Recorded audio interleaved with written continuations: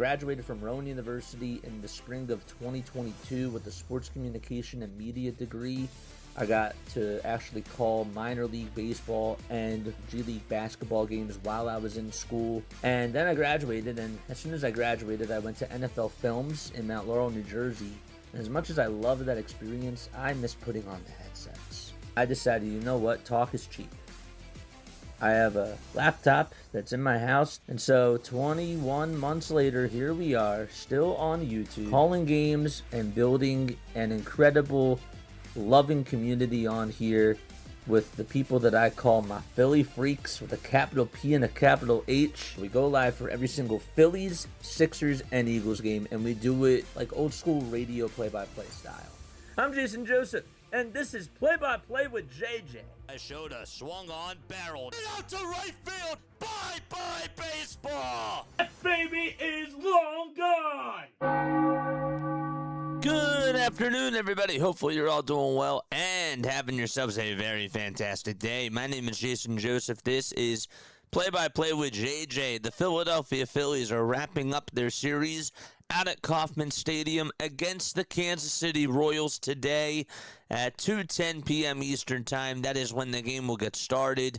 The Phillies did lose last night. They did lose by a final score of what ended up being 5-2, and so they are going to try to win the series today against the Kansas City Royals and take 2 out of 3 before they head to Cincinnati.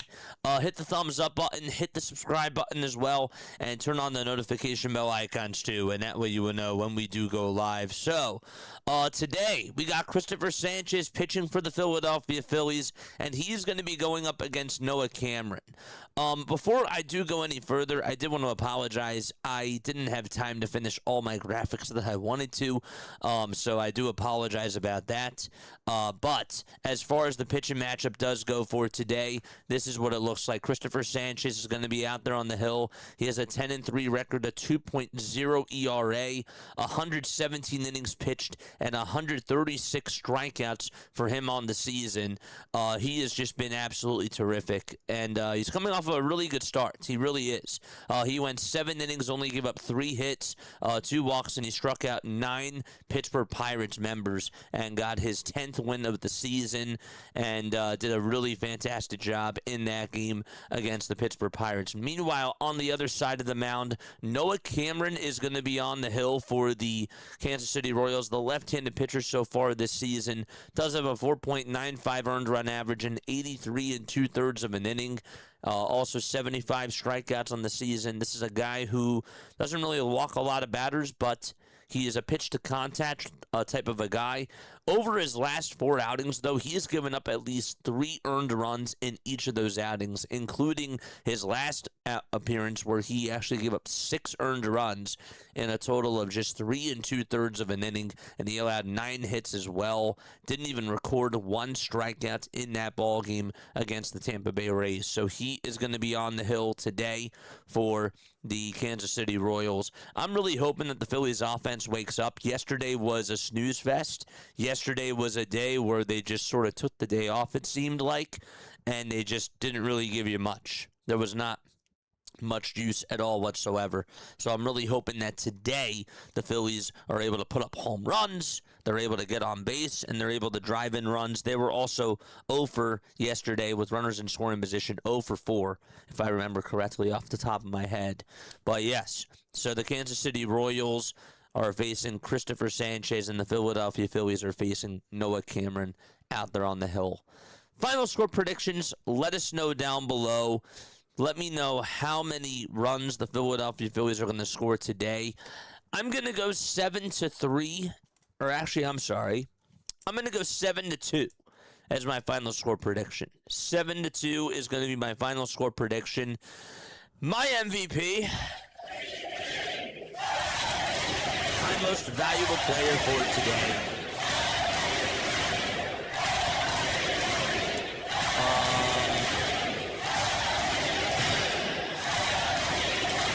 I'm going to have to go with Christopher Sanchez as my MVP. Christopher Sanchez today, 7 innings, 1 earned run, 9 strikeouts, especially against this team that really just loves to chase, So 7 innings, 9 strikeouts for Christopher Sanchez. Just a typical Christopher Sanchez day. That's what I expect. This is what I expect now. 7 innings out of Christopher Sanchez. This is where we are. So Sanchez is my MVP for today. And I want to hear who your MVP is down below as well. Also, I do want to ask you this, okay? My other question to you is, who's going to hit a home run in this game? My home run pick for today, besides, my home run pick for today that I'm going to go with Edmundo Sosa. Edmundo Sosa is going to be my home run pick for today. Yes, he is. I think that Edmundo Sosa does leave the yard. Sosa is out in left field, and he is going to be batting 6th today. And so I have him hitting a home run off of Noah Cameron. Who is your home run pick for today? I have to go with the wild cards. I don't always like to go with the big star players like the Schwarbers and the Harpers. So I'm going to go with Edmundo Sosa. I am. I actually feel really confident that he's going to homer today. So I'd really like to hear what your thoughts are about that down below, too. I do want to say hello to everybody that is here in the chat. Tom is here. What's going on, Tom? How you doing, my friend? Very good to see you. Yes, memberships, folks. They are $2.99. You can also drop the emojis down below. The one thing that I'm actually going to do right now, before we even get started, because you just reminded me, is I am going to update the emotes, and I'm going to drop the Christopher Sanchez emoji. That's what I'm going to do right now. So just bear with me for 1 second. That was the one thing that I forgot to do before we ended up starting stream, and I apologize about that. So let's update the Zeus emoji, and instead let's put Christopher Sanchez. Okay, so if you refresh the page right now, if you refresh the live stream, you should see a Christopher Sanchez emoji down below, and it's in place of the Jesus Luzardo one. So, yes. All right. I need a W today, says Nova. Yeah, I could use a W as well. Go back to 11 games over 500. That would be great. If we actually do take a look at the NL East standings right now, this is what it looks like for the Philadelphia Phillies. So the Phillies right now are 3 games in back of the Atlanta Braves. They're also still tied, or they're actually tied now with the Cubs because the Cubs won yesterday. So the Cubs technically have the number 1 wild card spot, and the Phillies have the number 2 wild card spot. The Cardinals are 1.5 games in back of the Phillies for that 2nd wild card spot, and that is what the standings look like right now. The Marlins are also just 1.5 games behind the Philadelphia Phillies. Actually, is that correct? Yeah, it is. Yeah, they're 1.5 games behind. Sorry, I got a little bit paranoid there. So the Marlins are pretty close, too. The Nationals are 4.5 games in back of Philadelphia, and that is what it looks like right now. Okay, so let's get on into the starting lineup for this afternoon. So this is what the starting lineup looks like. And again, folks, I apologize. I wasn't able to make all the graphics today, so it is what it is. But Trey Turner is going to be batting leadoff. He's playing over at shortstop today. Kyle Schwarber is going to be DH, and he's batting 2nd. And then you got Bryce Harper hitting 3rd, playing over at first base. Alec Bohm is over at 3rd base. He's batting 4th. Brandon Marsh is out in right field. He's batting 5th. And then you got Edmundo Sosa batting in the 6th spot, playing out in left field. Bryson Stott is playing over at 2nd base. He'll be batting 7th. JT Realmuto is the catcher. He'll be batting 8th. And last but not least, Derek Hill is going to be batting in the 9th spot. Boot says, I got 5-4 Phillies. Sosa's my MVP. I love it. So again, it's Turner, Schwarber, Harper, Bohm, Marsh, Sosa, Stott, JT, Derek Hill, all in the starting lineup for the Philadelphia Phillies today. Yes. Okay. Yeah, so that's what the starting lineup looks like for the Philadelphia Phillies. I got 6-2, says Nova. Okay, cool. Nice. There needs to be one player from every team. We're talking about the All-Star game. Yeah, it's a shame. It's a shame for Wheeler, but I'm not mad about it. Yeah, I got you. We got 3-0 Phillies. Sanchez is my MVP for today.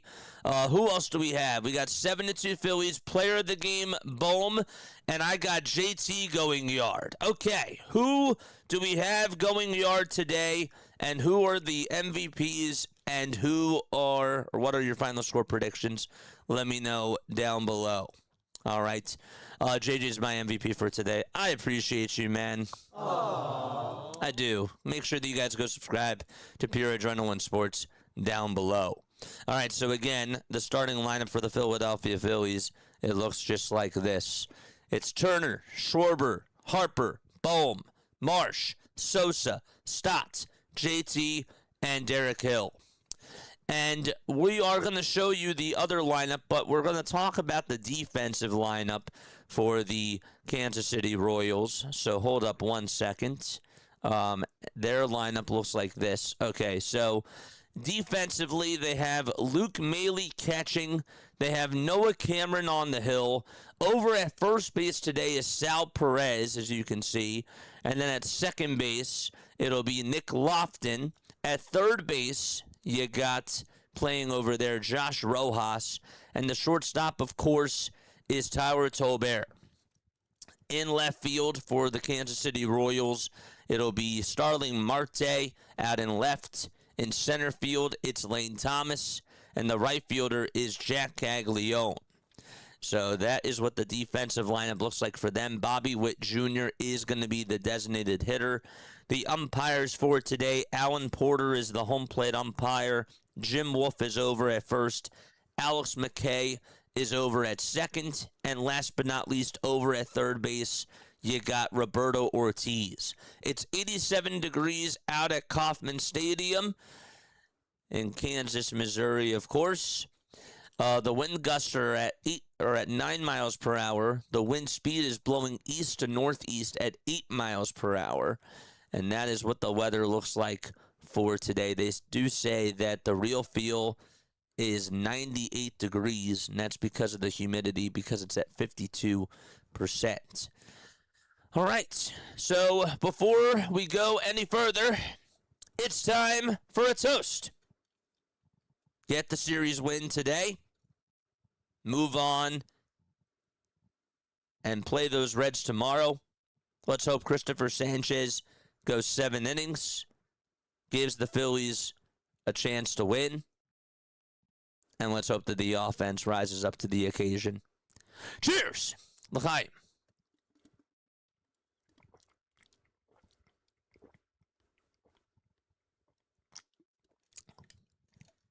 All right.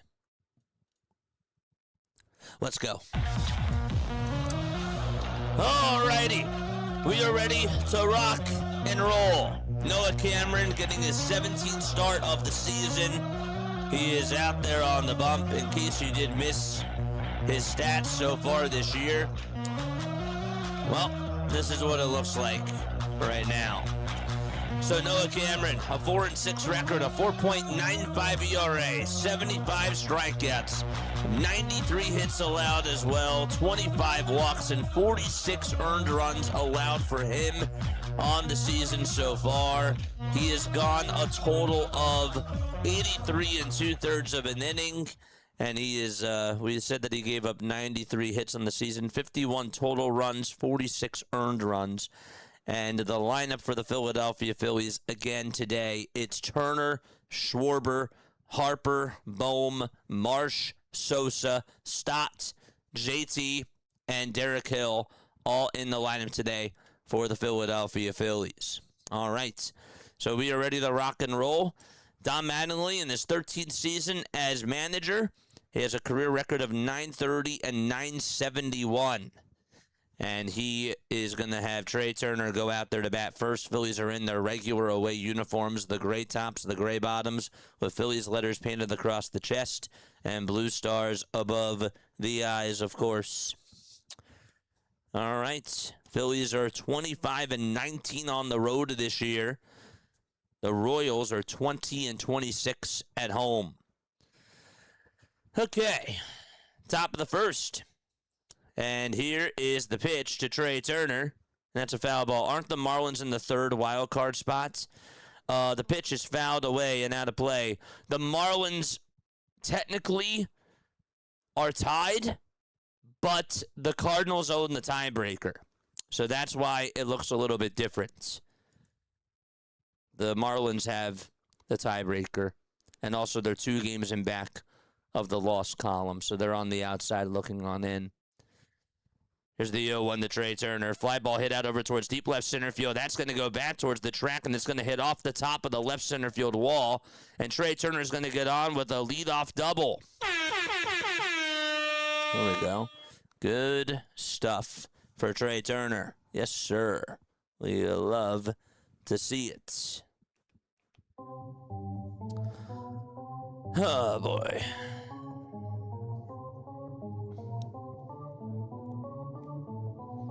We'll pause the regular broadcast for a sec. Charge! And we'll move this up. Good. There we go. So that'll bring Kyle Schwarber up to the plate. Schwarber has 30 home runs, which does lead all of baseball. Turner leads off over at second. And pitch number 1 to Kyle. He fouls off the cutter, which was thrown at 90 miles per hour.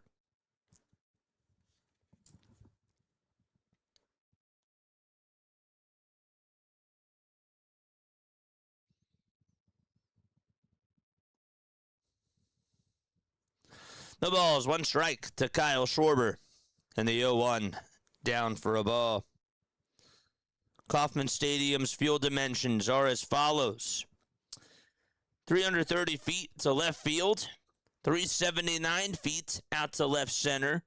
Center field is 410. Right center is 379. As Kyle Schwarber took a pitch that was way inside, and he fell down, and the count is 2-1. Took a second, and he gets right back on up. It was way up high and inside. And then right field is 330 feet. Those are the field dimensions out at Kauffman Stadium. Kansas City's skipper is Matt Quatraro. And for the Philadelphia Phillies, it's Don Mattingly. The pitch to Kyle, swing and a miss. Got a four-seamer there at 93 miles per hour.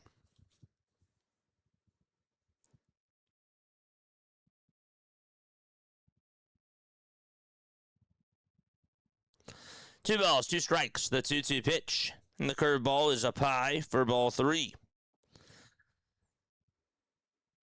Noah Cameron, a left-handed pitcher, mainly throws a four-seamer, a changeup, and a cutter, but he'll mix in the curveball and the slider, and also, on occasion, the sinker. 3-2 pitch, here it comes, swing and a miss. Kyle Schwarber got a changeup there, and there's out number 1 here in the top of the first inning. Swung right on through it. There's one away. So Turner again got on with a leadoff double. Schwarber struck out swinging. And Bryce Harper is up at the plate, hitting .270 with 20 home runs and 57 RBIs in a total of 90 games. He also has an .892 OPS. He wears the white batting gloves, and Cameron kicks and deals, and the first pitch is inside for a ball. Let's go, Phillies. Let's defeat Kansas and Detroit and the Dodgers. I guess that those are your bets today. 1-0 pitch, and the curveball is in there on the outside edge for a called strike. He loves to utilize those outside edges against lefties. That's what he likes to do. I'm going to go 4-3 Phillies, either Harper or Marsh as an MVP. Pick one. Pick one. 1 ball, 1 strike. And the 1-1 pitch is down for ball 2. Who do you think is going to go yard today? Derek Hill is going to go yard today. Nice. The Schwarberian's the MVP. And the Phillies win 5-1, says Roger. Roger that, my friend. Good to see you on here. Here's the 2-1 pitch. And the slider is down for ball 3. Hopefully Sanchez is on today. 3 balls, 1 strike. Cameron gets set below the KC letters. And the pitch to Harper. That misses outside for ball 4. And Bryce Harper gets on with a 1-out walk.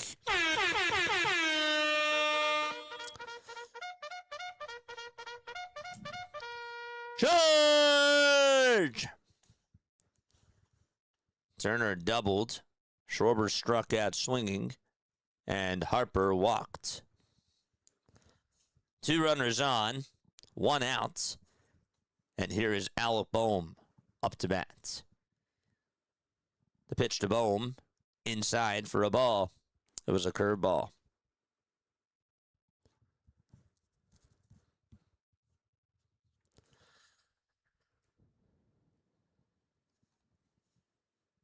Bohm's batting average is at .224. The 1-0 pitch, swing and a miss.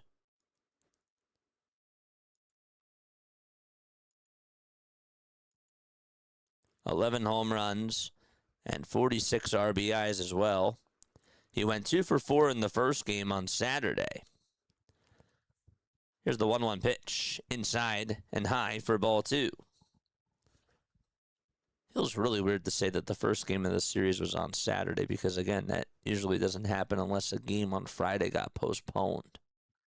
The 2-1 delivery, and Bohm flies one out over towards deep center field. That one has a chance. It's going back towards the track, and it's going to hit off the top of the wall. It's also bobbled by Thomas as well. Turner's going to be waved home.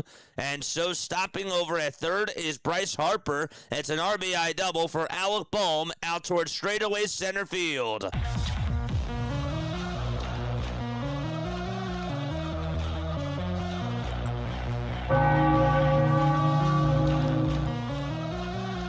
Mistake right down the middle. Bohm has been hitting the ball out to center a lot more, it seems. That ball went 410 feet.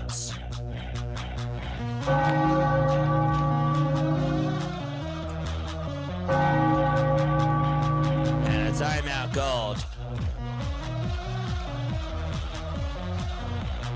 Luke Maley's going to have a conversation with Noah Cameron. Here we go. Bohm goes the dynamite. I love that. I love that very much. Luke Maley is catching today. No Carter Jensen. Sal Perez is playing over at first. Nick Lofton's at second. Then you got Tyler Tolbert playing over at short. Josh Rojas is at third. Starlin Marte is out in left field. Lane Thomas is in center. And Jack Caglione is in right field this afternoon. Here's Brandon Marsh up to bat.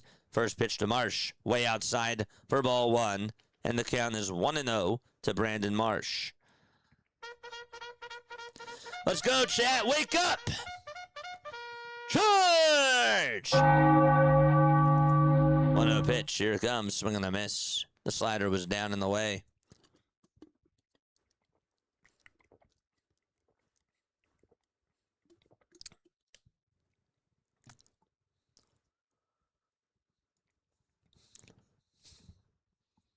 Let's go, baby. 1 ball, 1 strike. The pitch to Marsh, and he taps it foul towards the right side. The Phillies put up 6 runs in the first game. Bohm homered, JT homered, and Gabriel Rincones Jr. homered as well. Rincones Jr. also had an RBI double. Yesterday, the Phillies put up 2 runs. Rincones had a sac fly. Stubbs also had an RBI fielder's choice ground out. Here's the 1-2 pitch. And misses inside for ball 2. Noah Cameron is pitching so far 21 pitches in this first inning. He gave up 6 runs in his last game. The 2-2 pitch to Brandon Marsh, swing and a miss. The fastball was a little bit outside at 94, but Marsh strikes out swinging, and there's out number 2. A double by Trey, a strikeout by Schwarber, a walk by Harper, and an RBI double by Bohm, followed up with a strikeout from Brandon Marsh. And now it's Edmundo Sosa, and Sosa's first pitch is taken down for a ball. I can't understand why the 3D is a little bit delayed, and I apologize about that, chat. It's doing it again. 1 ball, no strikes to Edmundo Sosa. And the pitch to Sosa will fly that one foul. And out of play.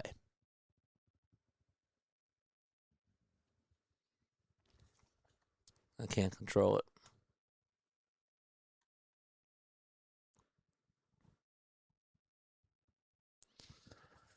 1 ball, 1 strike.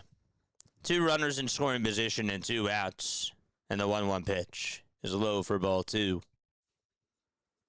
Bryce will get to 50 homers this year, including the playoffs. Ooh. That's cool. Hit that thumbs up button, chat. Let's go, baby. Come on. I know it's an afternoon game today, but still, let's go. We can do better. Umpire's going to step on home plate for a second. There was some dirt on it. And the at-bat will continue to Edmundo Sosa.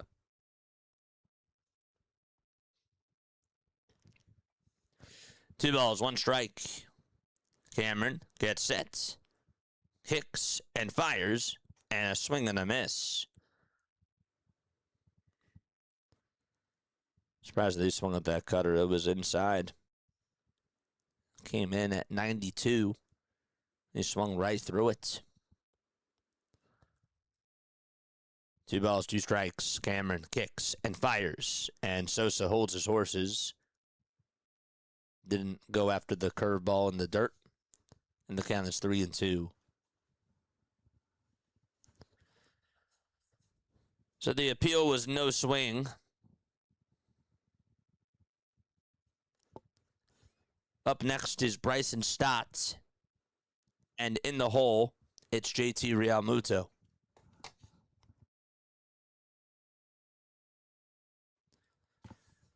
Three balls, 2 strikes. The payoff pitch to Sosa, and a foul ball, and he'll stay alive. Edmundo Sosa hitting .222 with 5 home runs, 24 RBIs. He has a career 41 home runs. He's 30 years old now. 5 feet 11 inches tall from Panama. Got to play in the World Baseball Classic. The 3-2 pitch, and it's inside for ball 4, and that's going to load the bases for the Philadelphia Phillies.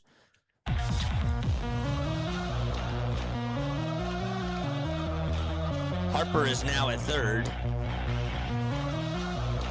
Only really stays over at third. Bohm stays at second. And Sosa is over at first. And that'll bring Bryson Stott up to bat against Noah Cameron. Here's the first pitch to Stott. It's off the plate for ball 1. The count is 1-0 to Bryson Stott at the plate.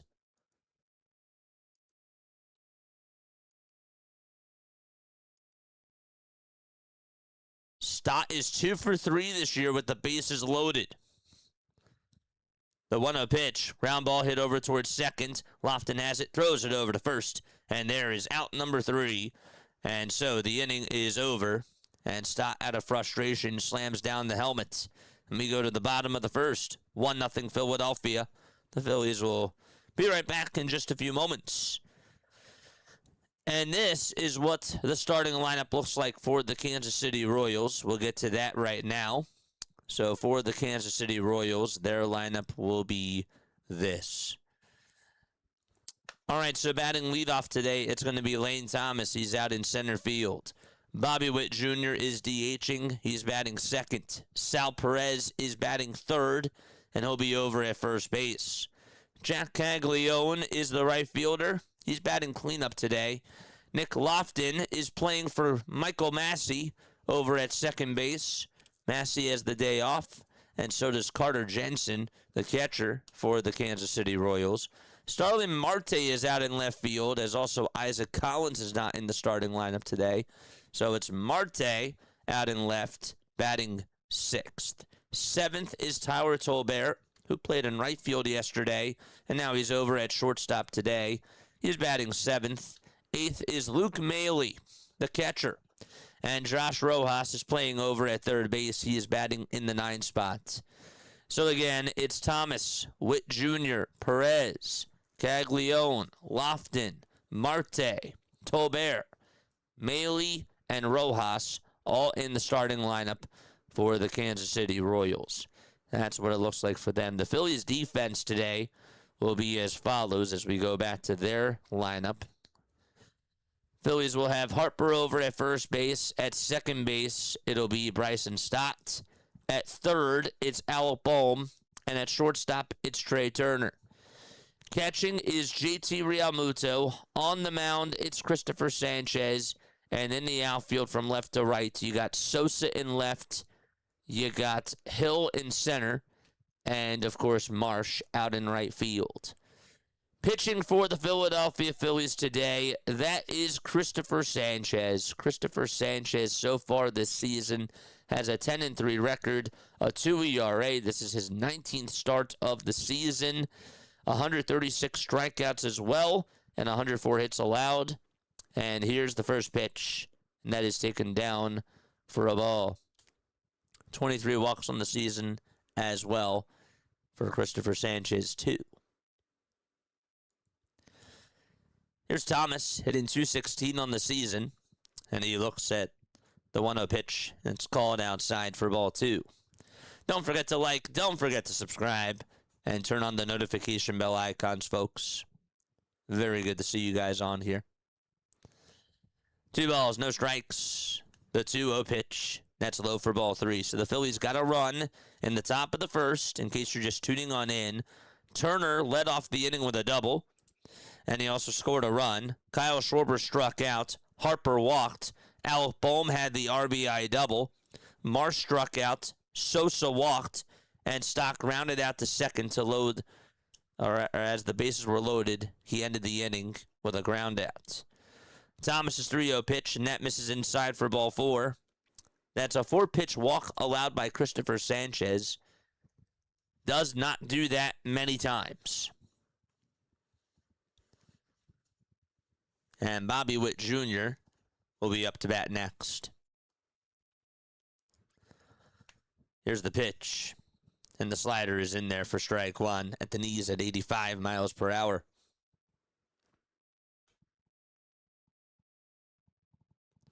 We're at 87 on the likes. No bucks today. I guess I'm a Phillies fan for the day. Let's go, baby! 0-1 pitch. Just a bit high. Not by much.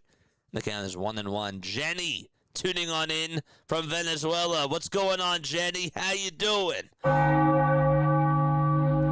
ball, 1 strike. Sanchez gets set, kicks, and deals. Swing and a miss. Through the changeup. And Bobby Witt Jr. could not catch up to it. 1 ball, 2 strikes. 8 seconds left on the pitch clock. 1-0 Phillies. And the 1-2 is down for a ball.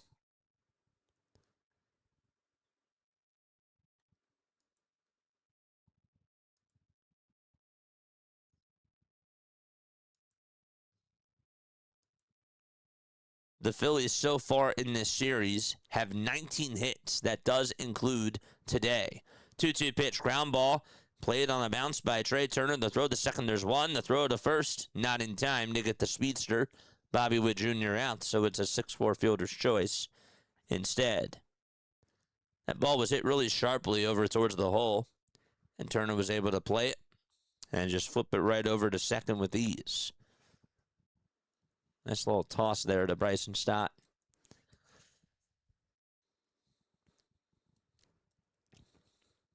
One away. And up next is Sal Perez. Sal hitting 202. He did have, as the pitch is outside for a ball, he did end up getting the 2-run double in the bottom of the 8th yesterday. Royals were up 3-2, and that pretty much was the dagger. The double ended up coming off of Kyle Backus. The pitch on the way, ground ball, base hit down the third base line, and that's going all the way towards the corner. Sosa will make the throw over towards third. Did they call it foul? They did. It was weird because you couldn't see the umpire, and they acted like it was a live ball. So it's a 1-1 count, and the runner is still over at first. One away, the 1-1 pitch, and there's a line drive base hit out to left field anyways. And this time, Bobby Witt Jr. stops over at second, and there's a 1-out single provided by Sal Perez. A walk, a 6-4 fielder's choice, and a single to start off the bottom of the first. Boy, do you need Sanchez to be on his A game today. This is the only baseball game on right now. It's the only afternoon baseball game of the day. There's 7 other games tonight. 1 out, 2 runners on. Witt Jr.'s at second. Sal Perez is over at first. And Jack Caglione is up. And he swings and misses at the 4-seamer, which was inside. And the count is 0-1. Just got done with work early today. Hope you had a great 4th of July. JJ, I'm watching from Florida. Go Phillies. What's going on, Tim? How you doing? The 0-1 pitch, swing and a miss. That was on the inside corner, and Sanchez fired it at 96 miles per hour. The count is 0-2. We did hear that Brad Keller pitched in a rehab outing yesterday for the Iron Pigs, and he threw 12 pitches, and he struck out 1. 0-2 pitch, ground ball hit over to second base. The throw to shortstop, there's 1. The throw to first, that's going to get by Bryce Harper. Bad throw there by Trey Turner, and this will tie the game. It's a 1-1 ball game.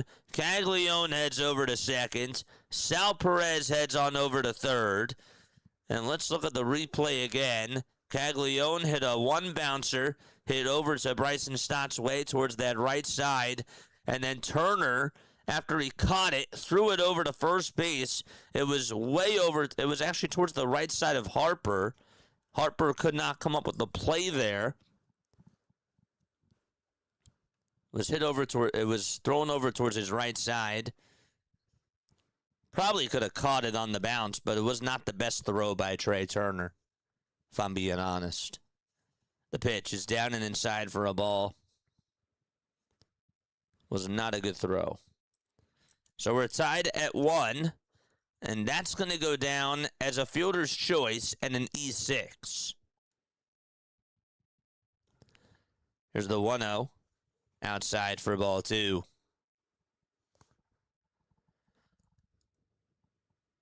And that's considered to be an earned run. I think that's ridiculous.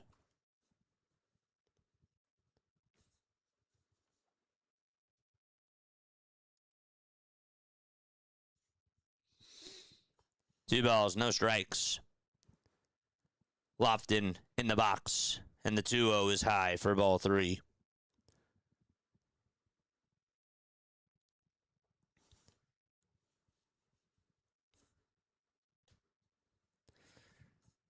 One in the bottom of the first.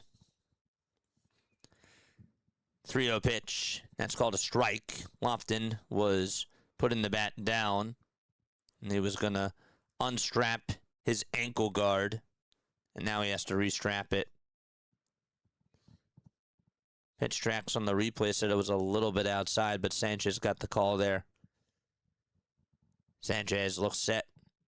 and fires. And the pitch is lined out over to right field, and that's going to get down for a base hit. Marsh plays it on the hop. Coming on home is Caglione, and the throw is not in time. And that makes it 2-1.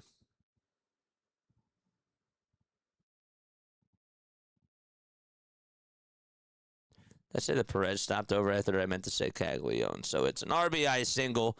And advancing over to second base is Lofton. Marsh made the throw to home plate. It was actually a pretty good throw, not going to lie. Just a little bit late, though. JT tried to swipe him right on the foot. I don't think he got him. No. So that's going to be an RBI single. And he advances over to second base. And it's a 2-1 Kansas City lead.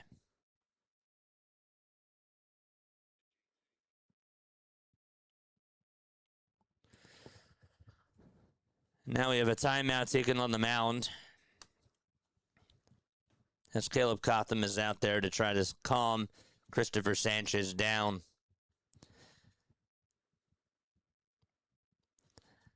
It's just rough watching Trey Turner on the defensive side.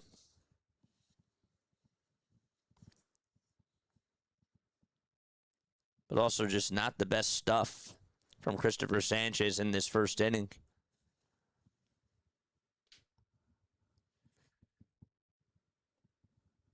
Here's Starlin Marte, and he takes the pitch inside for a ball. And once again, I don't know why the 3D is so far behind. I apologize about that.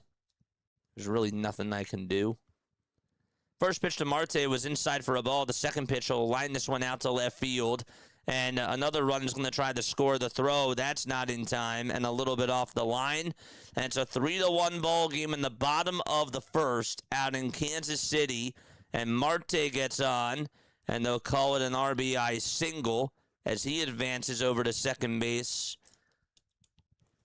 after the throw was made by Sosa. More pitches just left out over the middle of the plate. They're getting a hold of him today. His pitches are flat. 3 runs already here in the bottom of the first, and Sanchez has 22 pitches in this inning. And that'll bring Tyler Tolbert up to the plate. The pitch. Down for a ball. It's a changeup.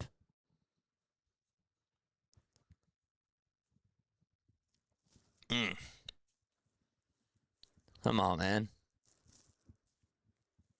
Marte leads off over at second. The 1-0 pitch. Ground ball hit over towards shortstop. It's going to be a tough play. Can Turner get there? Nope. He can't. He got to the ball, but he could not make the throw in plenty of time to get the runner out. So it's an infield single.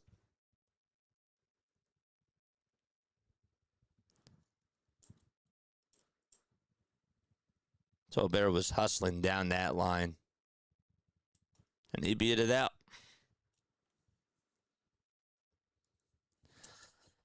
And so runners are at the corners. So again, Thomas walked. Witt Jr. grounded into a 6-4 fielder's choice. Sal singled.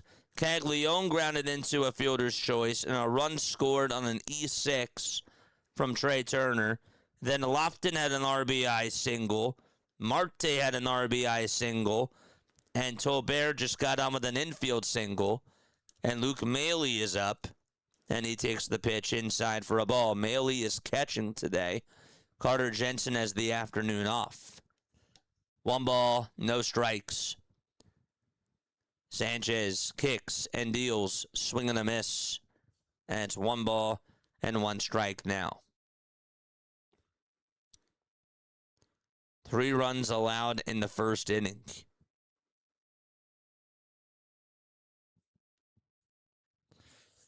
The 1-1 pitch. Fly ball hit out over towards right center field. On the run is Hill, and he can't make the catch, and it bounces over the wall, and that is a 3-run home run to make it 6-1. And Maile gets his first homer of the season. Derek Hill went out towards that right center field wall. It bounced off the top of that wall, and it went right on into the stands. And it's a 6-run first inning. A 6-run first inning against Christopher Sanchez.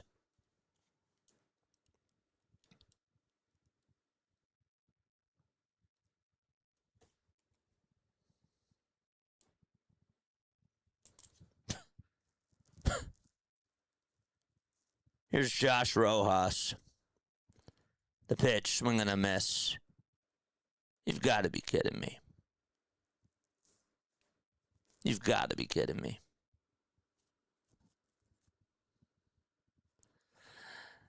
First pitch, swing and a miss to Josh Rojas. The 0-1 on the way. Swing and a miss there. And the count is now 0-2.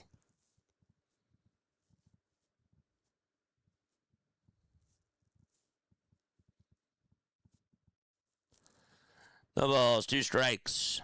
The 0-2 pitch, here it comes. Check swing, did he go? They say no. He did not. And it's now 1-2.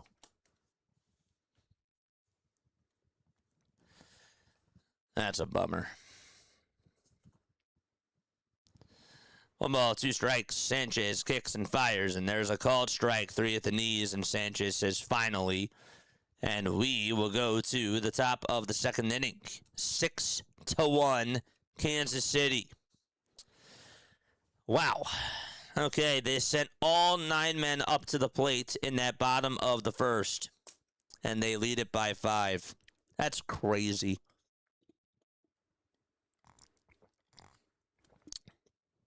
That's absolutely wild, chat. Okay. Well, time for us to go to the second. JT is up to bat. Hopefully they can turn this thing around. They're down by 5. Sanchez gave up a RBI single to Lofton after a fielder's choice was hit by Caglione, and an E6 was made by Trey Turner. It should have been a double play. And that extended the inning. There were 2 outs there. And then Lofton had the RBI single. Marte had an RBI single. Tower Tolbert had an infield single. And Luke Maley hit a 3-run home run. And that made it 6-1 as we go to the second inning. Yes. That's crazy. Hopefully the Phillies can score 3 runs here so that they can keep Sanchez in. Yep. Those 3 weeks were fun. Back to reality. Hey, man. I mean,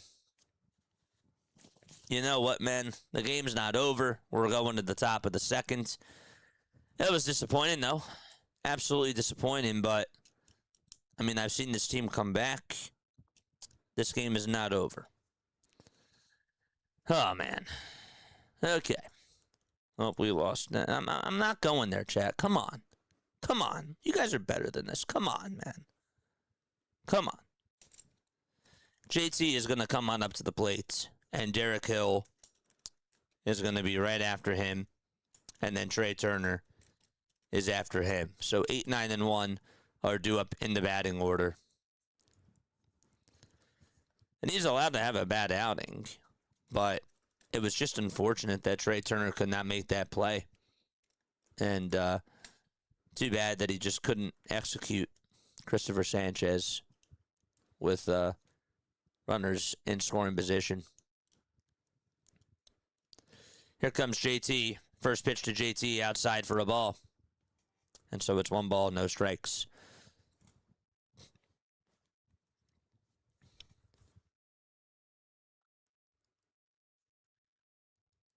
The 1-0 pitch. Up high for ball 2.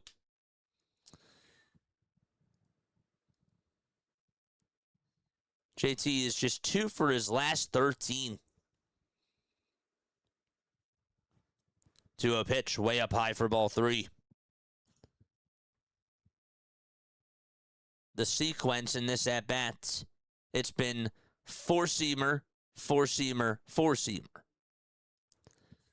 3-0 is the count. And the pitch. That's a called strike. I'm going to refresh this one more time. See if it'll catch up. And the 3-1 delivery. That's a called strike 2. It's on the outside edge at 91. He's throwing them all four-seamers here. Maybe this will do it. Phillies' money line right now is at plus 472.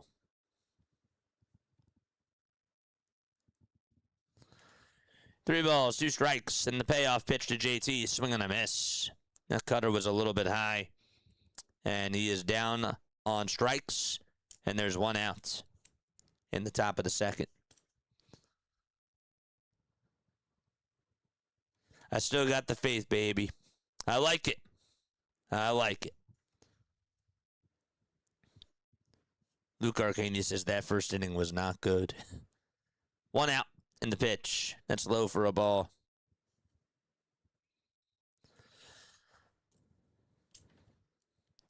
The guy that drove in the lone run in the first, that was Al Bohm.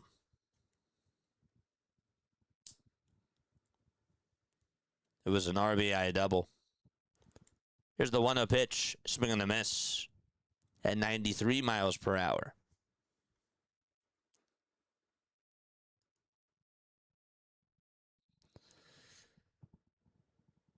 Just put Aaron Nola in the next series.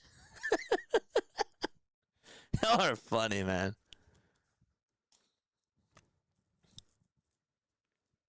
I think Nola is pitching in the next series. 1 ball, 1 strike to Derek Hill. And here's the pitch. Strike 2 called at the knees at 90 miles per hour.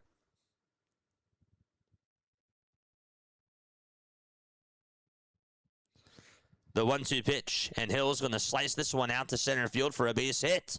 And he gets on with a 1-out single here in the top of the second.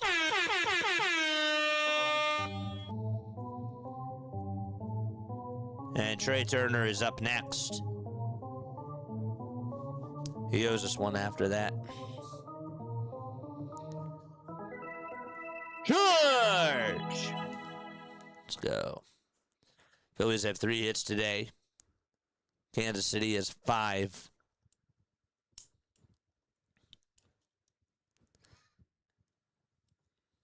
Something was going on over at first. I don't know what it was. Prince, thank you so much for the sub over on YouTube. I appreciate it. Don Mattingly is going to go out there. What happens?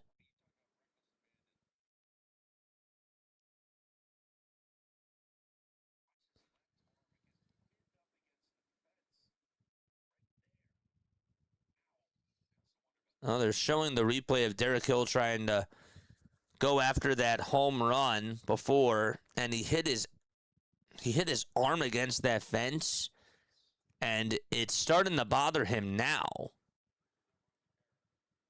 Derek Hill wants to stay in. The trainer was like, do you want to come out? And he said no. And he's going to stay in. Something was bothering him after he slammed on into that fence. I didn't realize how hard that he slammed into that fence when he tried to rob that home run from Luke Maile. So here's Trey Turner. He doubled to start off the game, and he looks at the changeup that is in the zone for a called strike on the inside corner. Just wear those powder blues. The 0-1 pitch, and Turner's going to line this one out to right field for a base hit. Derek Hill is going to stop over at second base, and Kyle Schwarber is going to come on up for the Philadelphia Phillies. Trey is 2 for 2. And he took it out towards that 4-3 hole. I'm like always shocked that they give him that hole because he seems to go the opposite way a lot more than just pull it towards the left side. But he beat the defense. And here comes Kyle to the plate. 1 out, 2 runners on. The pitch to Schwarber, and he fouls off the first pitch. That was thrown at 94 miles per hour. We are now 20 subscribers away from getting to 11,400. Please make sure that you guys hit the thumbs up button and subscribe to the channel as well. 0-1 to the Schwarberian. The 0-1 pitch to Kyle Schwarber inside for ball 1. And it's 1 ball and 1 strike. Let's go, chat. Let's go! Charge! 1 ball, 1 strike. Cameron looks back at second, now back to the plate. And the 1-1 pitch to Schwarber. That is called a strike, and Schwarber will challenge. Alan Porter said it hit the outside corner. Pitch tracks, I believe, said that it was a strike. And ABS confirms. So the Phillies are down to 1 ABS challenge. It's 1 ball and 2 strikes to Kyle Schwarber.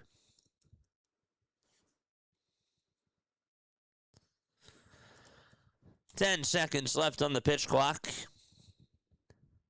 And Cameron gets set, kicks, and fires. And Schwarber lays off the slider. It was down in the way for a ball. We got 125 likes, 372 people watching. Gina's here. What's up, Gina? How you doing?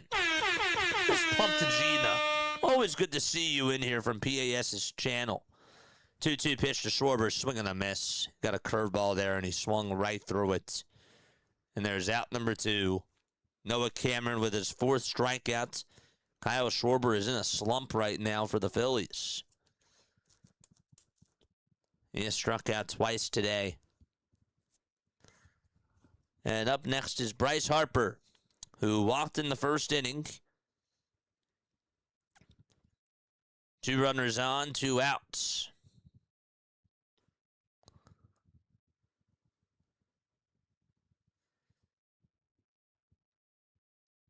Lefty versus lefty. The pitch to Bryce. Low for a ball. Through the curveball.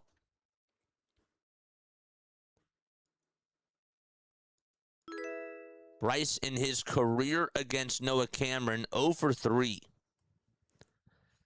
1 ball, no strikes, and the 1-0 delivery is going to bounce in the dirt for ball 2. And a nice block there by Luke Maley. TT, thank you so much for the sub. Are you Trey Turner, my friend?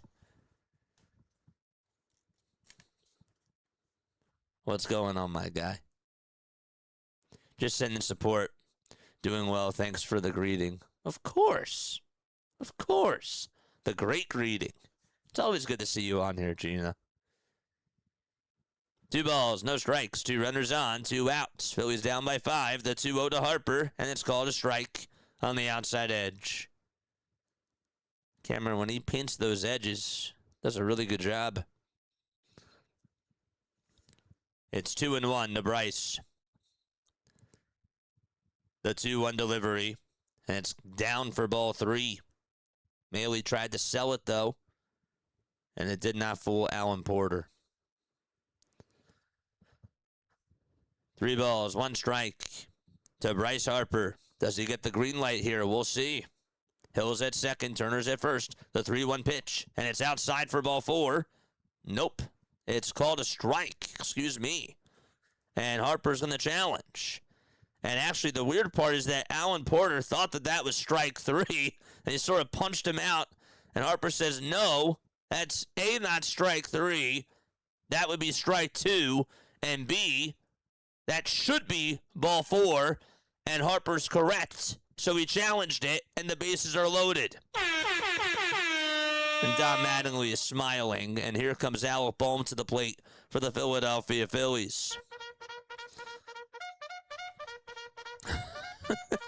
Charge. So funny. So Bohm is up. And his first pitch, he taps it foul. I've never seen that happen before. Porter's like, first of all, that's strike 3, when really it's strike 2. And Harper's like, that pitch was way off. No balls, 1 strike. The 0-1 to Bohm, swing and a miss. A changeup that was down the hatch. Stott grounded out to end the first with the bases loaded. Bohm has bases loaded here. 2 outs, and his count is 0-2. And Cameron's 0-2 pitch. And Bohm gets a piece of it and stays alive. Derek Hill is at third base. Trey Turner is at second. And Bryce Harper is over at first. 0-2 to Alec Bohm. The 0-2 pitch to Bohm, and it's up high. He thought about going and decided not to.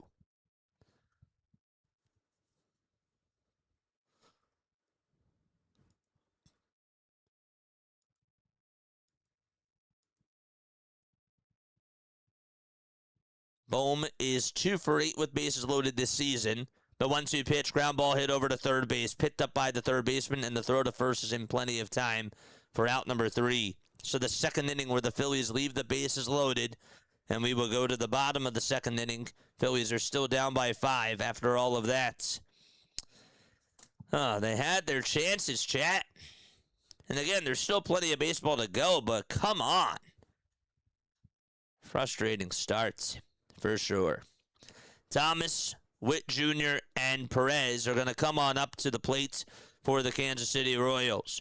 All right, chat, let us know where we are tuning on in from this afternoon. Comment where we are tapping on in from today. Let's go. All right, we got to get the vibes up. Where are we tuning on in from? This is I tried to stop it as much as possible. You are the man. You're the best. You are the woman.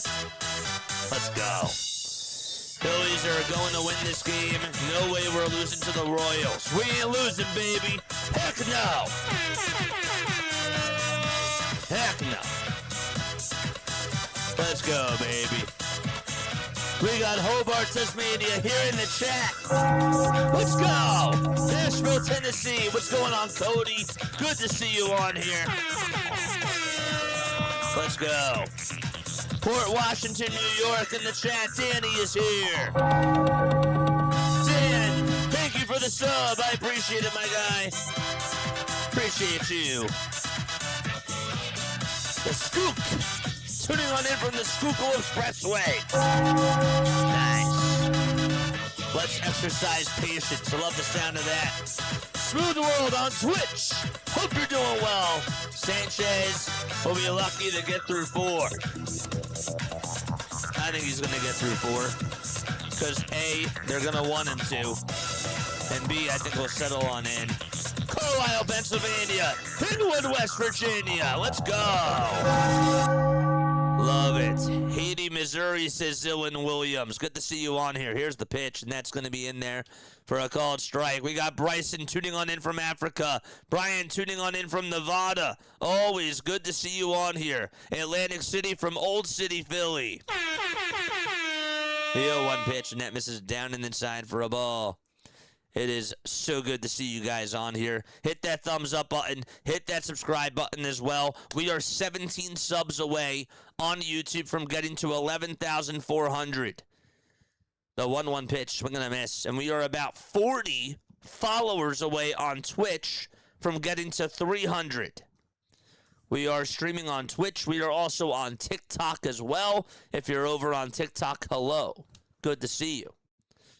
1-2. Foul ball. So Thomas is in the batter's box. He walked to start off the bottom of the first. And so far, the sequence has been sinker, slider, changeup from Christopher Sanchez. 1-2 pitch, ground ball, base it out to left field. Threw a sinker right down the middle. And there's a leadoff single to start off the bottom of the second. And Thomas gets on for the second time today.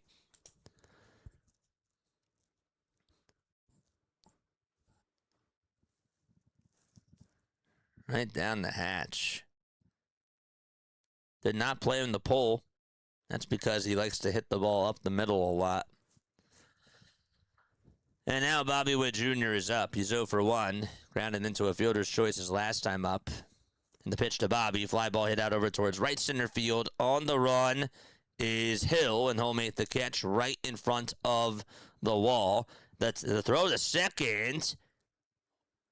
As the runner tagged up from first, the throw is in time.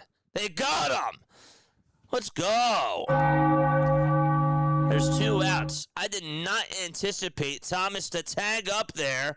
Derek Hill from the warning track just threw an absolute strike over to second base. Turner tagged him right on the foot, and he's out at second base, and that goes down as an 8-6 double play. Wow. I can't believe that he got him. And I couldn't even believe that Thomas tagged up there.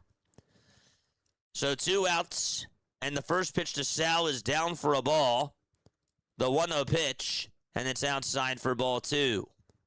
Derek Hill is a very good defensive player. No doubt about it.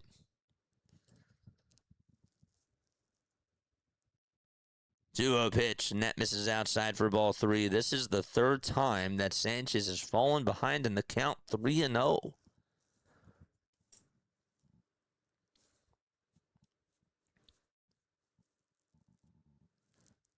3-0, fouled away.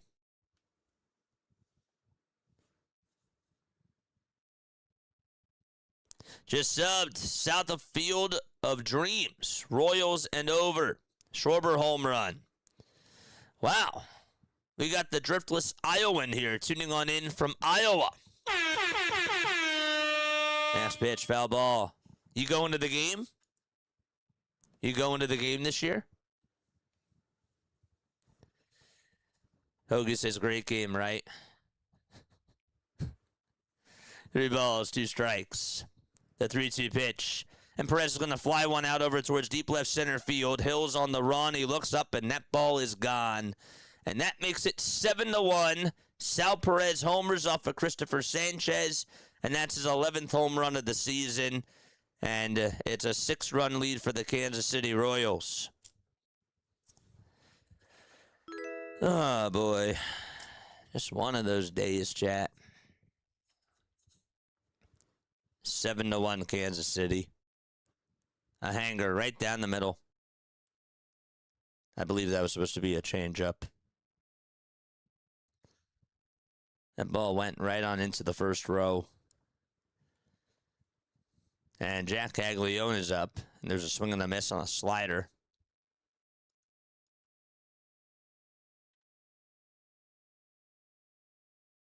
And it was a changeup that was down the middle. The 0-1 pitch. Down and inside for ball 1.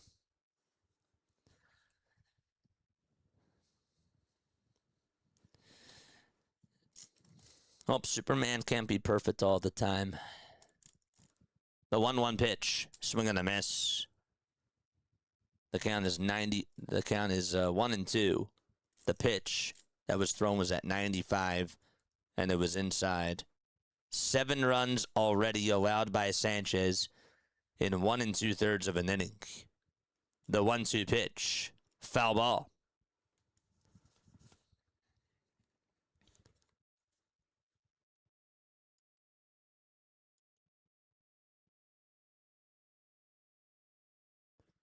Sanchez did give up 6 runs back in April against the Cubs. That was the most that he had allowed. And this is the most of the season now. 2 balls, 2 strikes to Jack Caglione, and the next pitch is a broken back ground ball. Hit over to first base. Harper will take it right over to the bag, and the inning is done. We're going to go to the 3rd inning. A solo home run hit by Sal Perez. And just like that, Phillies are down by 6 now. Marsh, Sosa, and Stotts will come on up to the plate for Philadelphia. Okay, time for us to go to the 3rd. Let's do some more shout-outs, baby. Let's go. Where else is everybody tuning on in from today? Where else are we tapping on in from? Okay. Good to see you guys on here. You excited for the home run derby and the All-Star game? It's going to be really good. I'm going to the home run derby. I'm going to All-Star Village. I'm all fired up. I am. I'm all fired up. John, tuning on in from Florida. What's going on, man? It's good to see you, John. Absolutely. Philly's still going to win. I hope so, man. It's good to see you, man.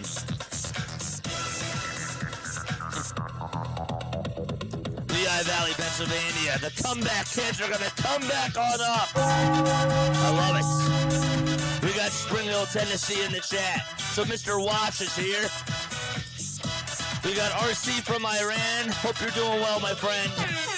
Akron, Pennsylvania, says Joe. Good to see ya. We got the Bahamas in the chat. Mario's here. What's up, Mario? Jose tuning on in from Gotham City. I like that. That's beautiful. It's nice. Are we going to get a broadcast from All-Star Village? You'll probably get shorts because the Wi-Fi there is not going to be good. I did that the last time when we were at the parade for the Eagles. The Wi-Fi really sucked, and it was so spotty. So I expect that that's going to be the same thing that happens out in Philly, but I will definitely post shorts for sure. I will. So here is Brandon Marsh. Marsh is going to be up to bat. Top of the third. 6-run lead for the Royals. The pitch is down for a ball. And so it's 1 ball and no strikes. But yes, I am super excited about All-Star Village. 1-0 pitch to Marsh. Fly ball hit out over towards deep left field. That's going to go back towards the track, but the catch is made for out number 1 by Starling Marte.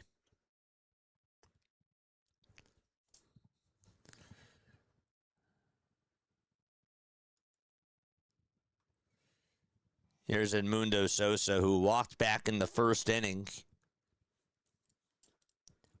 Phillies had bases loaded in the first inning and in the second, but they couldn't get a run with the bases loaded. The pitch. It'll be taken for a called strike. The Driftless Iowan, thank you so much for the sub over on YouTube, my friend. The 0-1 to Sosa. That's a line drive, foul ball over towards the left side.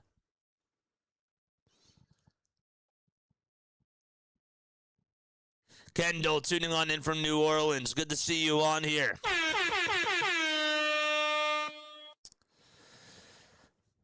Time is called. Again, if I don't get to all your chats, I apologize. I just got to call a game. That's like the most important thing. I got to call the game and do play-by-play. I love it when you guys chat, though. I try to get to as many as I possibly can. The 0-2 pitch, and it's a foul ball over towards the left side.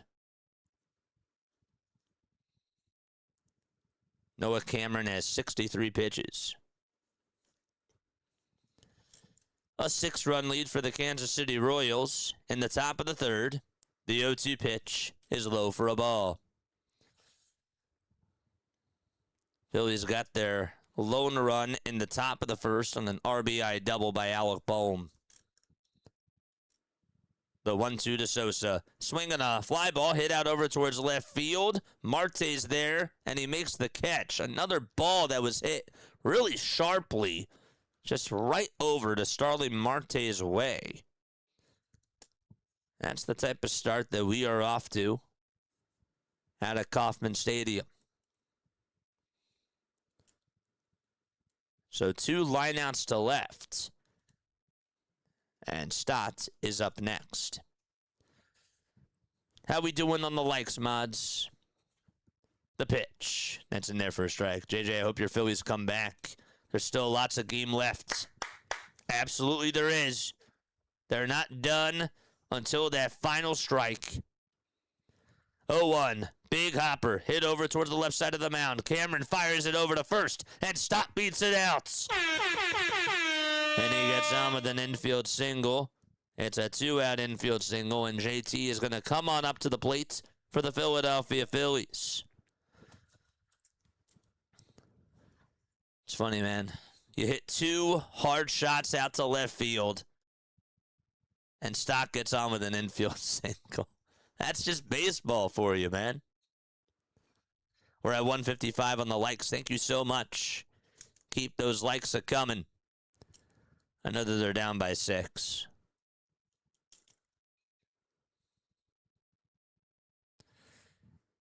The pitch to JT. I left a little bit inside, but it's called a strike, really. Love listening to you call the game. You do a great job. Thank you so much, Gina. I love it when you're on here. I really do. It's always so good to see you. You working today? No balls, 1 strike. JT's 0 for 1, and the 0-1 pitch is a curveball that is down the middle for strike 2. He watched it go by.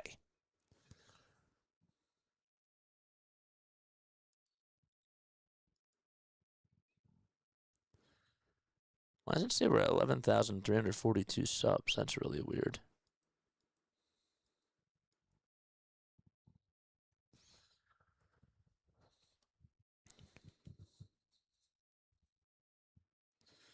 No balls, 2 strikes. Whoever's calling my hotline right now as I'm streaming, I'm not picking up. The 0-2 pitch, up high for a ball. You can leave me a voicemail, but I don't do live call-ins during my play-by-play.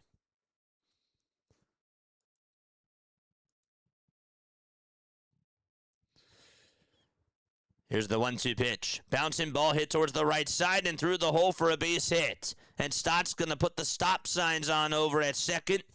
JT gets on with a single. And up to bat next is Derek Hill for Philadelphia. Back-to-back 2-out singles for the Phillies. And JT beats the defense. Punched it over towards the right side of second base. Charge! Noah Cameron has 71 pitches in 2 2/3 of an inning. The Phillies have put up 6 hits and have only provided 1 run. Time is called by Noah Cameron. Stott's over at second, and JT is at first base.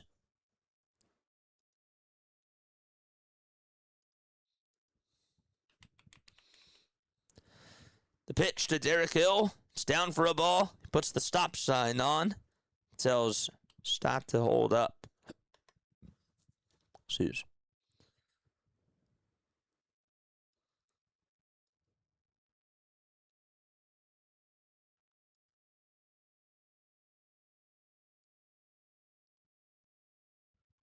The 1-0 pitch. Inside for ball 2. Went to the cutter again. I don't know why it said we lost 41 subs. That is so odd. The 2-0 pitch, and Hill's going to fly one out over towards the right field corner, and that is caught over by the line for out number 3. Darn it. Caglione makes the catch, and we go to the bottom of the 3rd inning. It's a 7-1 ball game. Kansas City is up by 6. They've sent at least 5 men up to the plate in each of these innings. They've actually sent 7 men up to the plate in the first. They sent 6 men up to the plate in the second. 5 men up to the plate here in the third. And they just have 1 run. They're making good contact with the ball, too. They really are. But it is what it is. Time to go to the bottom of the 3rd inning. Folks, in case you're just tuning on into my channel for the very first time, my name is Jason Joseph. This is Play-by-Play with JJ. I go on for Phillies baseball. I do Sixers basketball. I do Eagles football. What I also do is other baseball games as well. I do as many as I can. Tonight, I am not doing a game tonight. I'm not. I still have some work to do. I still have stuff that I'm behind on. So I got to play catch up, and that's what I'm going to do tonight, which is great for me. So we'll be back on tomorrow for the next Phillies game as they take on the Cincinnati Reds. But yes, no other baseball game tonight. Tonight we are just playing catch up, and we are going to be sending more newsletters out. So I plan on doing that tonight and getting some other stuff done around the space. I got to clean up here. I do. I've got to clean up here. It's been absolutely crazy. But yes, I went to Rowan University. I graduated in the spring of 2022, and I did play-by-play. I was really into doing play-by-play, and I got to call games for minor league baseball for the Wilmington Blue Rocks as a part of the Rowan radio station, which was awesome. And I did the same thing with the Delaware Bluecoats, who were the G League basketball team of the Philadelphia 76ers. So got some great experience there. Also got to call college games too, which was a lot of fun. And it was awesome.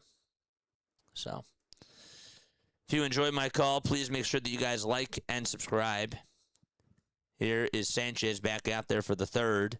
And the pitch is outside for a ball. I can refresh this. See if that works. Nope. 1-0 pitch. That's in there for a called strike. Was a changeup at 86 miles per hour.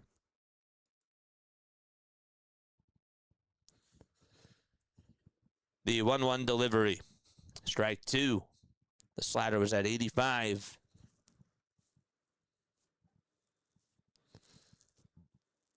We've left a lot of men on base. Yes, we have.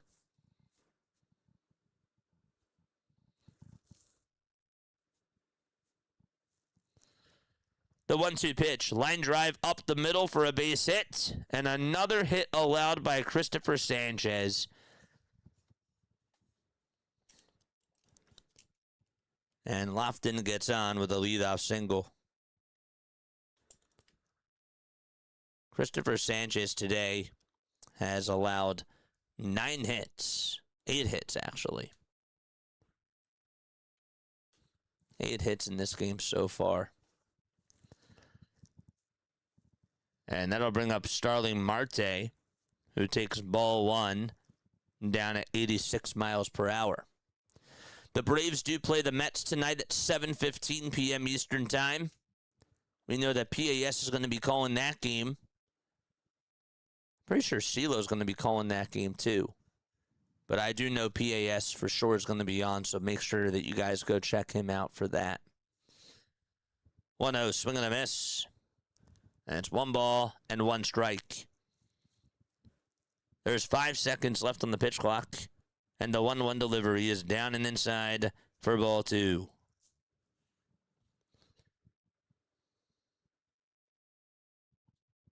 They're about to pull him. They probably aren't, man. Thank you. The 2-1 pitch. Fouled off. And we'll do it again. The Royals put up 6 of their 7 runs in the bottom of the first inning.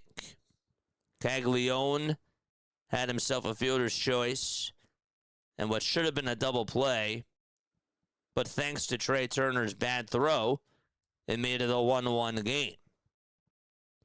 Lofton also had an RBI single. Marte had an RBI single, and Luke Maile hit his first homer of the season. Here's the pitch. It's a ground ball, foul ball, thank goodness, towards the right side of first base. Marte smashed that thing. Another mistake.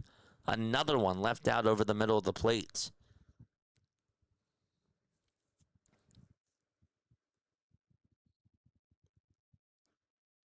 That was inches from being a double.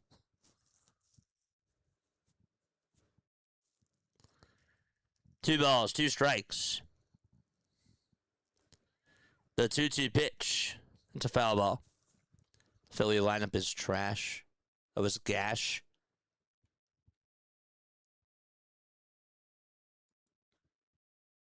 The lineup is gash. Okay. Today, they're not doing well.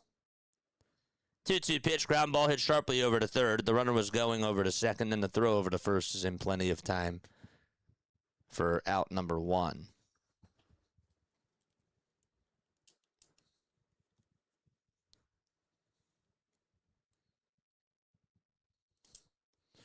Good to see you, Sam. What's going on?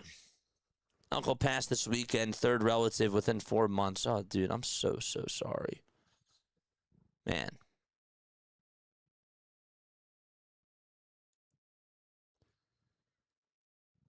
The pitch. Swing and a miss. I'm at the age now when all my older relatives start to go. I'm so sorry, man. No balls, one strike. The 0-1 is way up high for a ball. That was a slider at 87 miles per hour.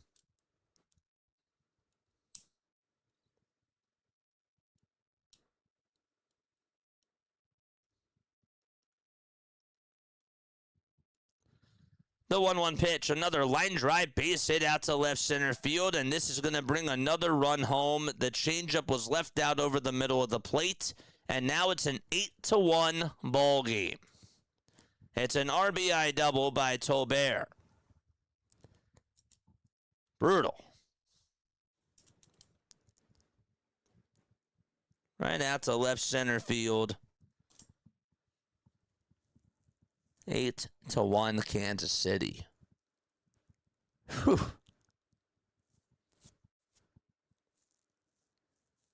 So they put up 8 runs. They have scored in every single inning so far.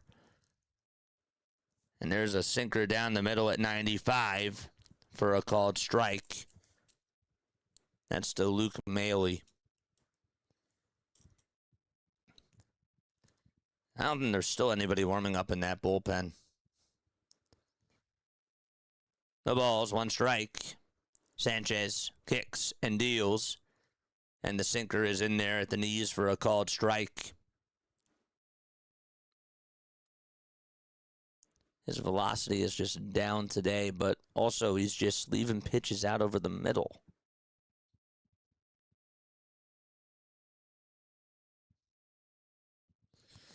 Runner goes a little bit early. Here's the throw over to third base. He's safe.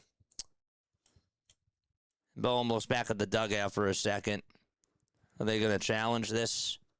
I don't think so, Mattingly. Oh, yes, they are. Okay. They will challenge this. Tolbert went a little bit early. Sanchez made the throw over to third, and they originally ruled him as safe at third base. And we'll see if he's out.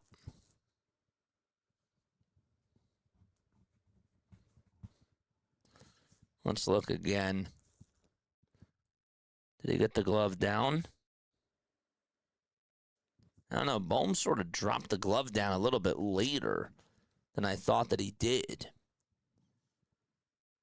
Should have just kept the glove down a little bit further and got him on the hand. But I think he's out. I think that he got him right on the lower back.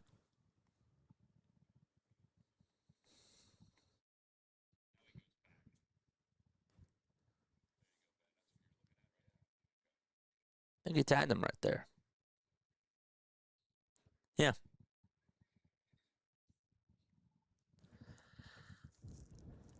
So if the call is overturned and there's 2 outs and nobody on, and the call is overturned, 2 outs, nobody on, and the count is 0-2 to Luke Maley. So Tolbert got picked off.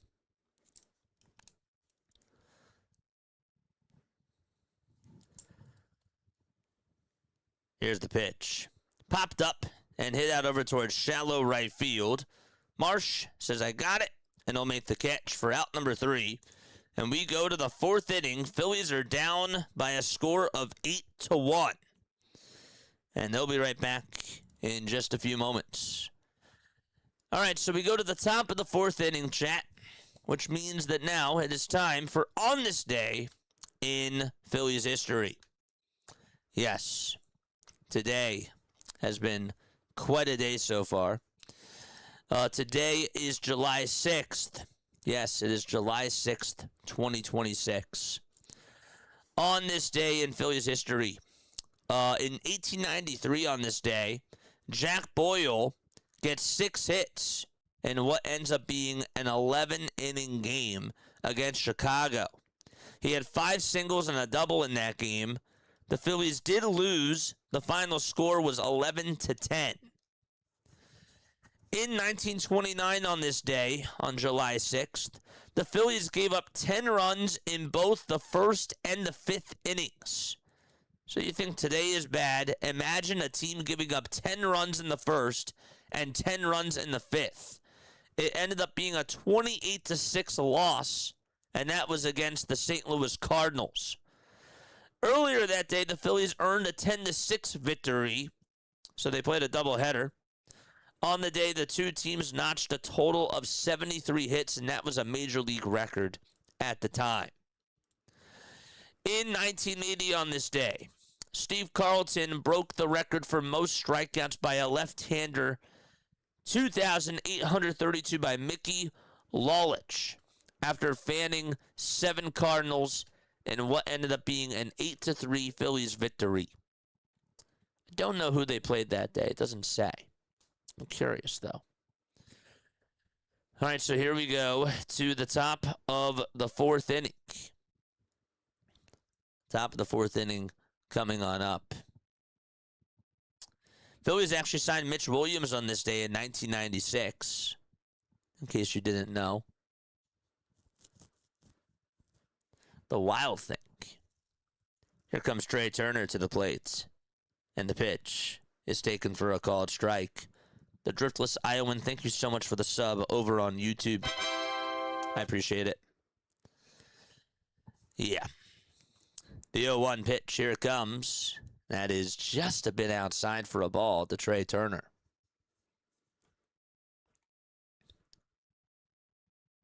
Gin and ale on the comeback trail. Ginger ale. Love that.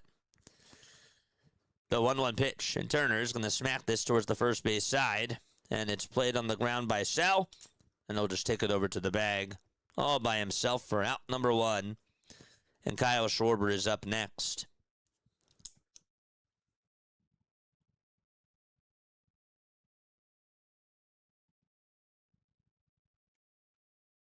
This is why. This is why the Phillies won't do anything in the playoffs. So forget about what happened over the last 3 weeks. That just meant nothing. Forget about them being 10 games under 500 and now being 11 games over 500. That meant absolutely nothing. This is why. This is why they're not going to do well in the playoffs. The pitch is down for a ball. The 1-0 pitch. That's down for ball 2. It's funny. My opinion, Carlton is still the greatest left-handed pitcher ever, but there has been some really good ones. I hear you. The 2-0 pitch to Kyle, up high for ball 3.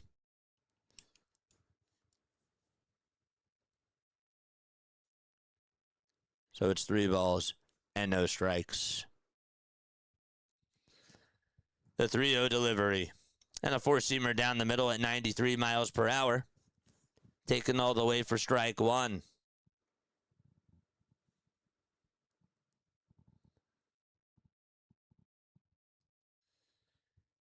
Schwarber in the box.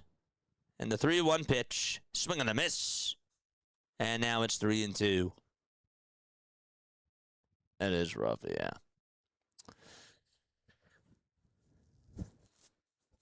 Fans also selected Mike Schmidt as the NL starting third baseman for the 1989 All-Star Game on this day. Schmidt decided not to play as he retired earlier that year on May 29th. 3 balls, 2 strikes. Cameron gets set right at the Kansas City letters. And the 3-2 pitch, and Schwarber takes it down and outside for ball 4. And he gets on with a 1-out walk. And Bryce Harper is going to be up next for the Philadelphia Phillies with a runner at first base. Turner today 2 for 3. Schwarber 0 for 2 with a walk. Harper has walked twice. Bohm is 1 for 2 with an RBI double. Marsh is 0 for 2. Sosa's 0 for 1. Stott's 1 for 2. JT is 1 for 2, and Derek Hill is 1 for 2. The pitch. That'll be in there for a called strike. Noah Cameron has 84 pitches so far.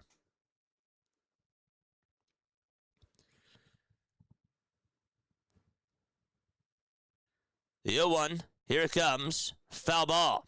And then YouTube just did a purge of bots. It happens, man. I'm not disappointed. If I actually did lose 40 subs, it is what it is. 40 people don't like me. That's fine.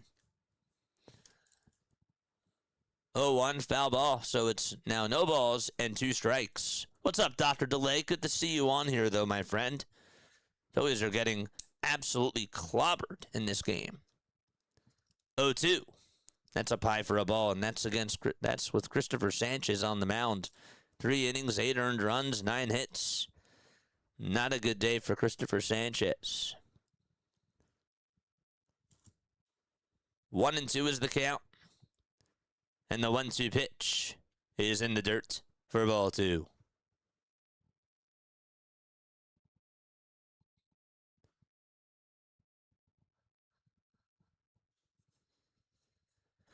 Huh. 2 balls, 2 strikes. Cameron gets set. Looks back at first, and the 2-2 to Harper, and he smacks it foul. Like just one of those series and games. They got to bounce back, though, against the Reds. They got to finish strong here. I'm not giving up on them now. Got to win this game first, and then you play the Reds. But they do have to bounce. But they do got to play well against the Reds. I agree.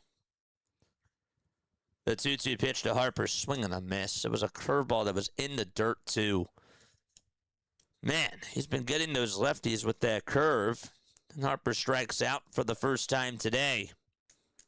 And that'll bring Alec Bohm up to the plate. Don't forget, this Kansas City Royals bullpen has had the highest ERA in all of baseball.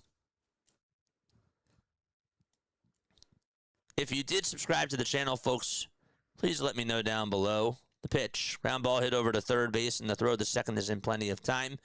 And we go to the bottom of the 4th inning. It's a 5-4 fielder's choice. And the inning is done. All right, here we go. Rojas, Thomas, and Witt Jr. are going to come on up to the plate. Oh, man. More stuff that has happened on this day in Phillies history. Well, also on this day, the Phillies tied a team and major league record with 7 extra base hits in an inning in 1986 on this day. They had 4 doubles, they had 1 triple, and also 2 home runs.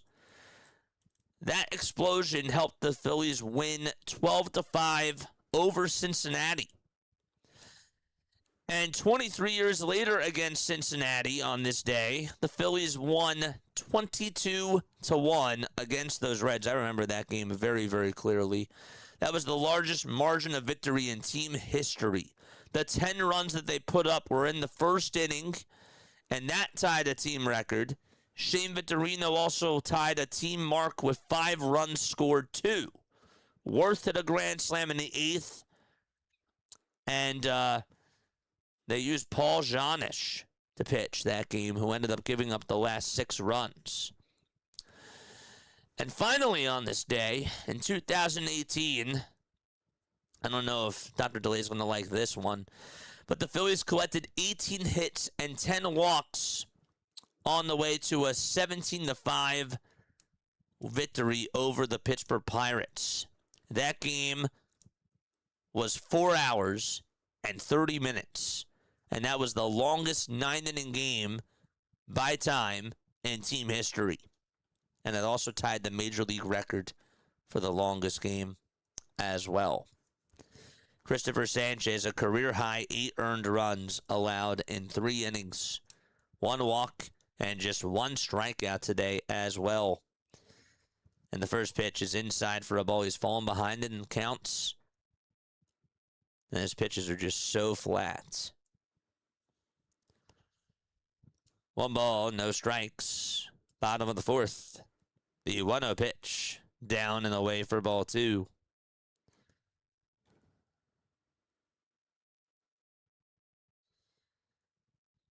Early start day games during the week can get goofy. Pitchers are used to evening starts. No excuses. The 2-0 pitch, swing and a miss. No excuses. He didn't have a good day today. That's the bottom line. He's pitched in the afternoon before.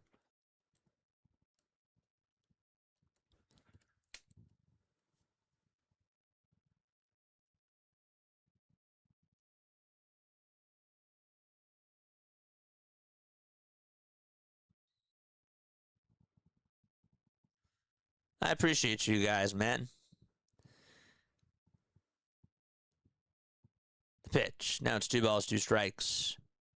JJ, the haters are going to come out in droves just like they do. It's true. 2-2 pitch. Bouncing ball. It's a foul ball. Over towards the right side.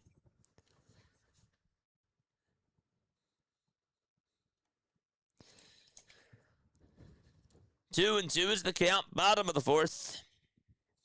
Sanchez gets set and fires, and the pitch is fouled away. JJ's Diamond Zone happening tonight. No, I got to take the night off, chat. I got a lot of stuff to do. I got to send out my emails. I have my email newsletter that I have to send out tonight. If you're interested in signing up for the newsletter, please email me. 2-2 pitch. Here it comes. Ground ball hit over to first. Harper has it. He'll take it over to the bag, and there's out number 1. It's not just the newsletters. I gotta clean up here.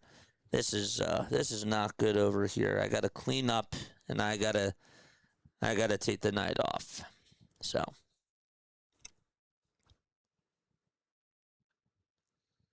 One out.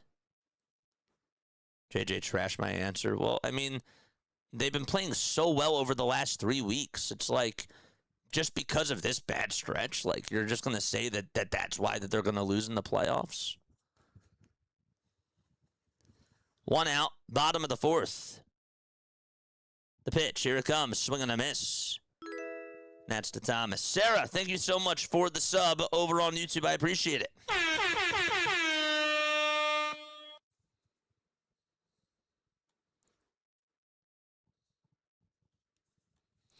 There's my email down below. If you guys want to email me, jasonjosephonair@gmail.com. 0-1 pitch on the way. Fly ball hit out over towards deep left center field, and that ball is gone. And Thomas sends that one deep into the daylight and makes it a 9-1 ball game. Man, 9-1 is the score in the bottom of the fourth inning. Unbelievable. Sanchez in this ball game has given up 3 home runs.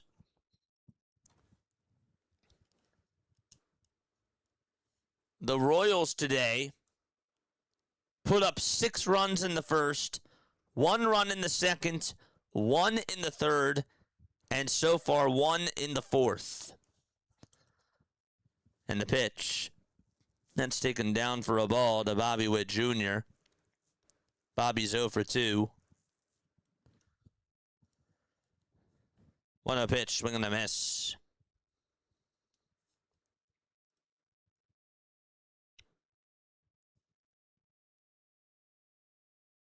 Yuck.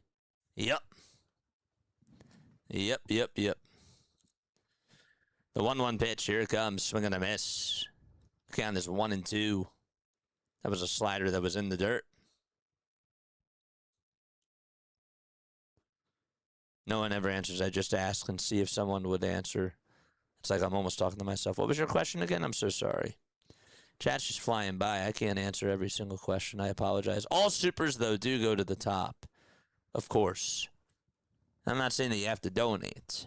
But because we're getting more people on here, it's really tough for me to keep track of everything. The 1-2 is down for ball 2. I know that wasn't meant for me, but Chad, if you could answer questions for other people that are on here, I would really appreciate that. It definitely does help out. 2-2 pitch, line drive, base hit out to left field by Bobby Witt Jr. And Bobby's going to get on again. Sanchez, his ERA right now is at a 2.62. It's at a 2.62. Coming on into today, it was at a 2.06.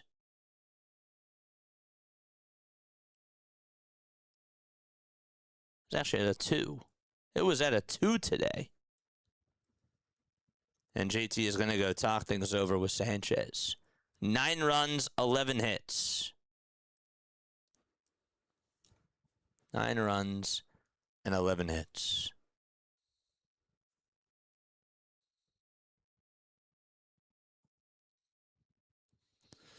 Caleb Cotham is heading on over to the phone.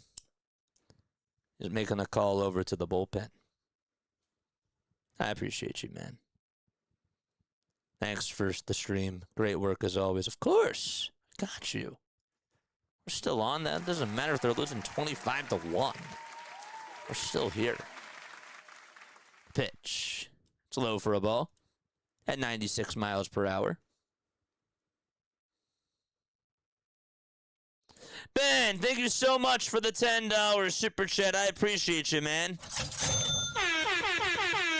1-0, and that's down for ball 2. Appreciate you, man.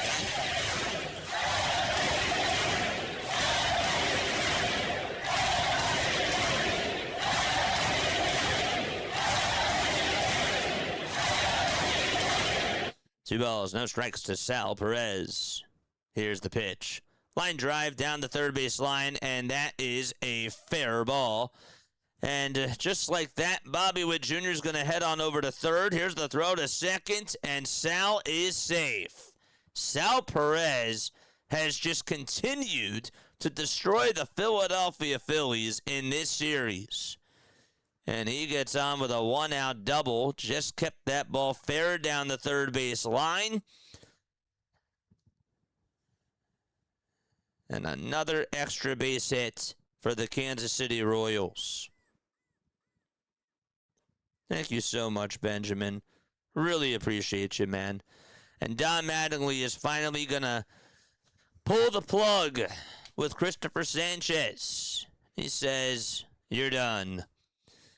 And he is going to go back to the dugout. Hit the showers, kid, he says. And Seth Johnson's going to come on in with 2 runners on in scoring position. And 1 away.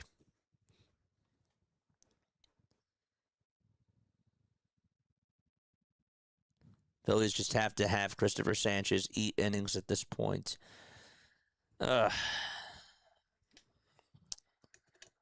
Baseball.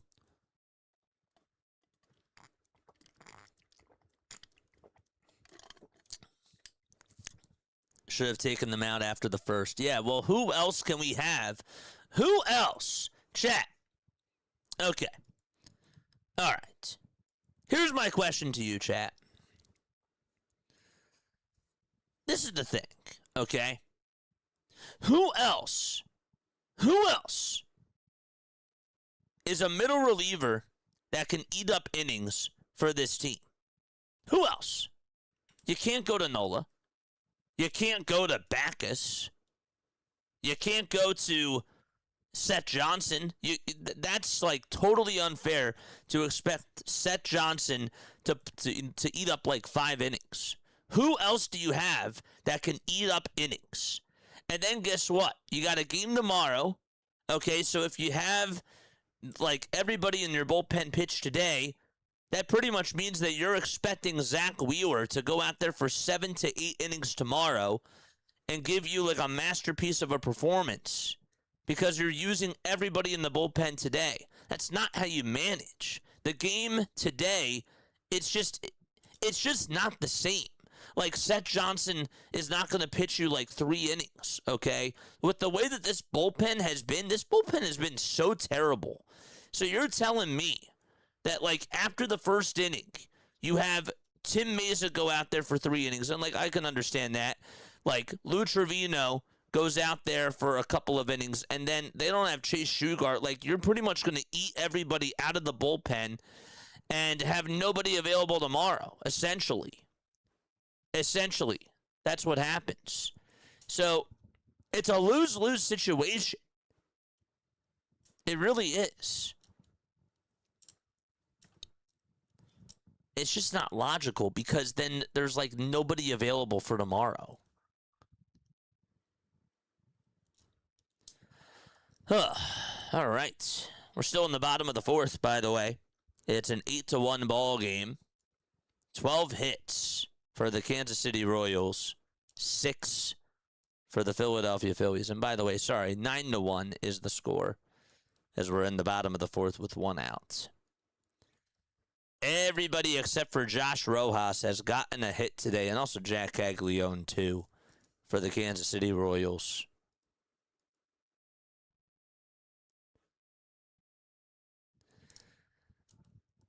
They're putting in some extra dirt on the mound. And we have Seth Johnson coming on in the pitch now for the Philadelphia Phillies. 10 games, a 1-0 record, a 7.59 ERA in 10 2/3.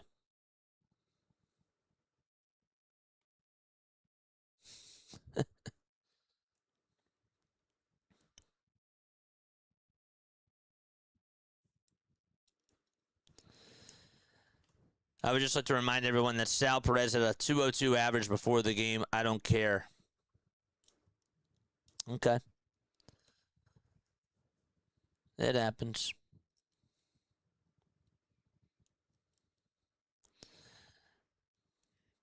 Wasn't a good day from Sanchez at all. Was not a good day from him at all. All right. Here we go to the bottom of the fourth still with 2 runners in scoring position and 1 away. For those of you that are still on here, I really do appreciate all the love and the support.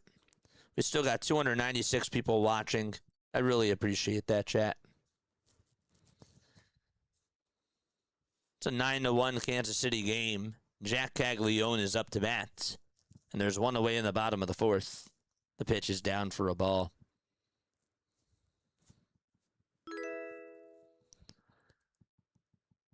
Levon Witt, thank you so much for the sub.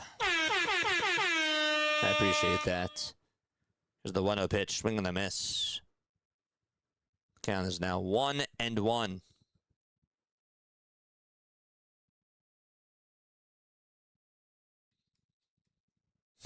What? That's weird. The 1-1 pitch. Here it comes. Swing and a miss. And now it's 1-2.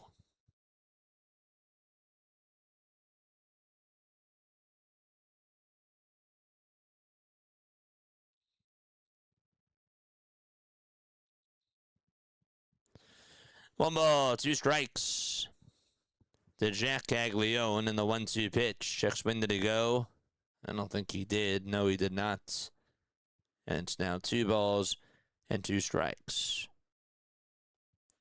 I didn't know that Kevin McGonigal grew up just outside of Philadelphia. That's really wild. I didn't know that. Did anybody else know that? And he's going to be playing in the All-Star game.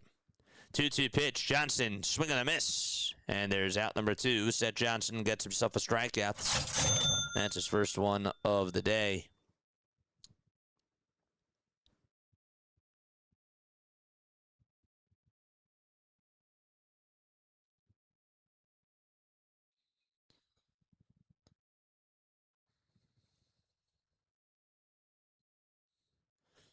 Two outs, bottom of the fourth, and here is Lofton, who is up to bat. And he takes the first pitch outside. It was a slider.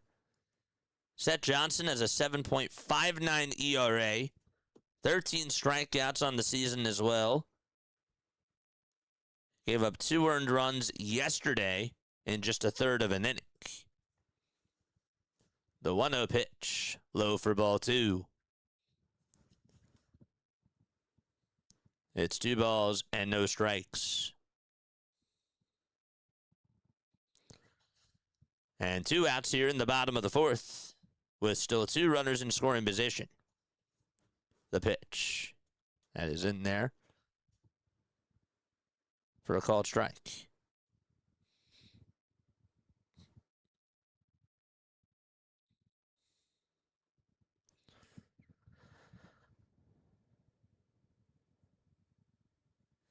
Two one pitch. Here it comes. That will be fouled off over towards the right side.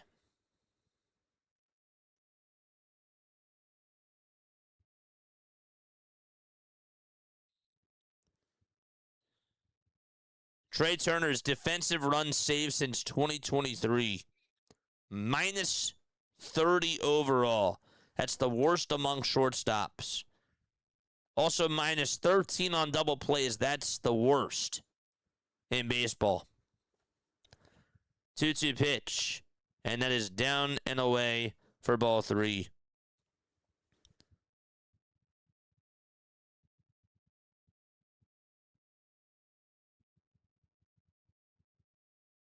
That's crazy. 3-2 pitch. And that misses down and away again for ball 4. And Lofton gets on with a walk here in the bottom of the 4th inning. And that will load the bases.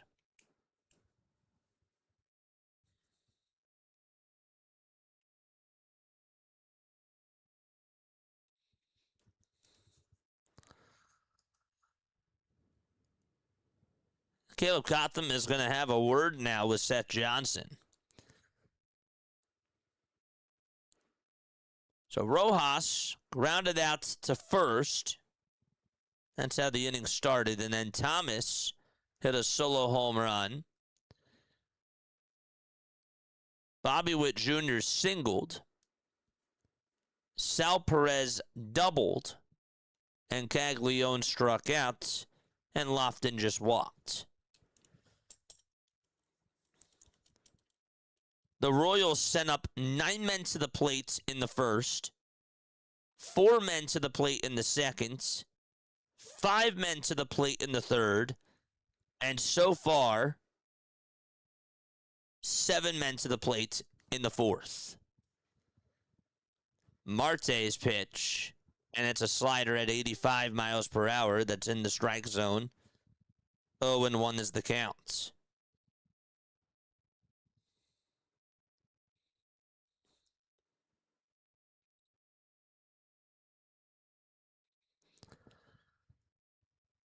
The pitch. Swing and a miss. Here's my favorite comment. Ready for this? This is on X. Somebody posted this 51 seconds ago. I'm not going to name names. And it's nobody big, by the way. It's just somebody on Twitter. As Seth Johnson gets set and fires, and the 0-2 is fouled off. This guy says somebody on the Phillies should fight Don Mattingly in the tunnel. Letting his ace wear something like that, like this, to a crap team, no less, is a clubhouse killer. I just love laughing at some of these comments. I really do. 0-2 pitch. Here it comes. Grounded over to shortstop. Turner has it. Throws it over to second. He got him. Got him just out. And the inning is over. It's a 6-4 fielder's choice. And it's time for us to go to the 5th inning. Brandon Marsh, Edmundo Sosa, and Bryson Stott are going to come on up to the plate. The 9 earned runs allowed by Sanchez, that is a career high. His ERA, which started off at a 2.0, has gone up to a 2.62 just in one day. Crazy.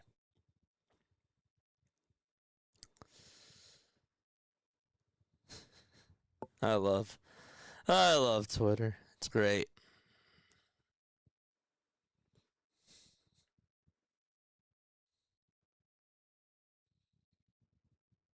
The Phillies actually, if we take a look at the standings right now, not that this really matters or anything of today, but they actually have the 3rd best road record in the National League, which I didn't think about. But it does make sense. They've won a lot of games on the road this year. They are 25-19 on the road, and they are 25-21 at home. The Braves are 25-19 on the road. The Brewers are 26-15 on the road. And the Dodgers are 30-17 on the road as well. The Dodgers are the best road team in all of baseball. The team that has the most wins at home is the Tampa Bay Rays. They are 31-12 at home this year. Oh, boy. Okay, so we go to the fifth inning. It's a 9-1 game. That's a tough situation. Yes. What's up, Tim? How you doing, my friend? Good to see you. It is good to see you. BW, is he here? BW is here in the chat. What's going on, BW? Good to see you on here, my guy. Folks, make sure that you guys go follow Orioles Bird Watcher. It is good to see you. The pitch. That's in there for a strike. And District Nation is also here. All the content creators are here. Make sure that you guys go follow District Nation. He covers the Washington Nationals. Always good to see you guys. The 0-1 pitch. It's a foul ball. It's a foul ball.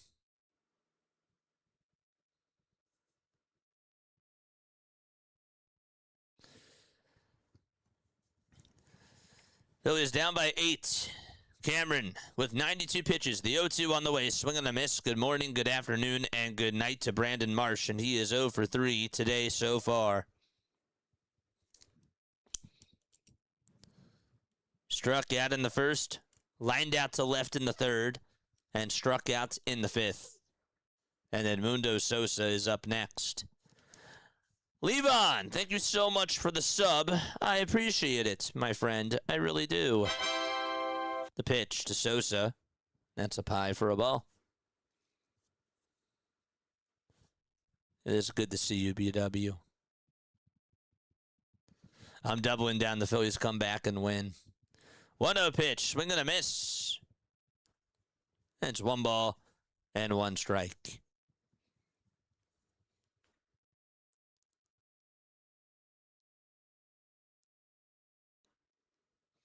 Well, Carlos Carrasco, who was just called back up for the 4th time for the Atlanta Braves this year, he was DFA'd like 3 times. Just got DFA'd again.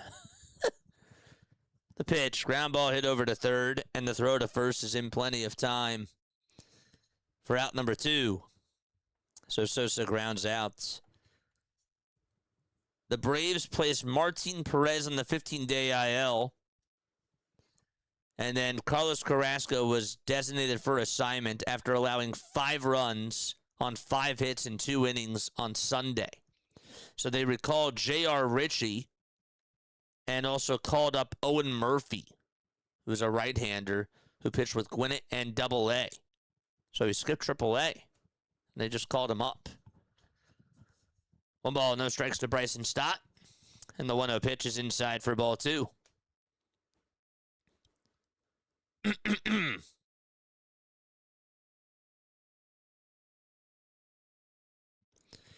The 2-0 pitch.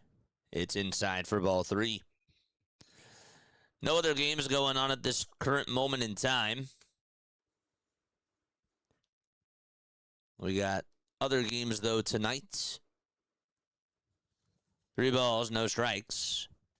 There's Tanner Banks, who was just called back on up this weekend. He is warming up now in the bullpen. The 3-0 to Stott. That's taken low for ball 4. And Bryson Stott gets on with a 2-out walk.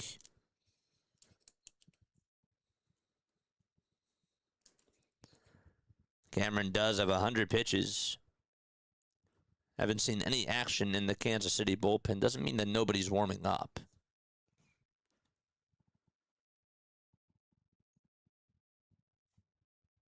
Two outs, 1 on. And JT takes a cutter down the middle. And the count is 0-1. Red card on Sanchez today, huh? Just one of those days, man. 0-1, swinging a foul ball. We've been so blessed to watch really good baseball from this team over these last 3 weeks. So, kind of do, you know? Kind of due for a stinker like this.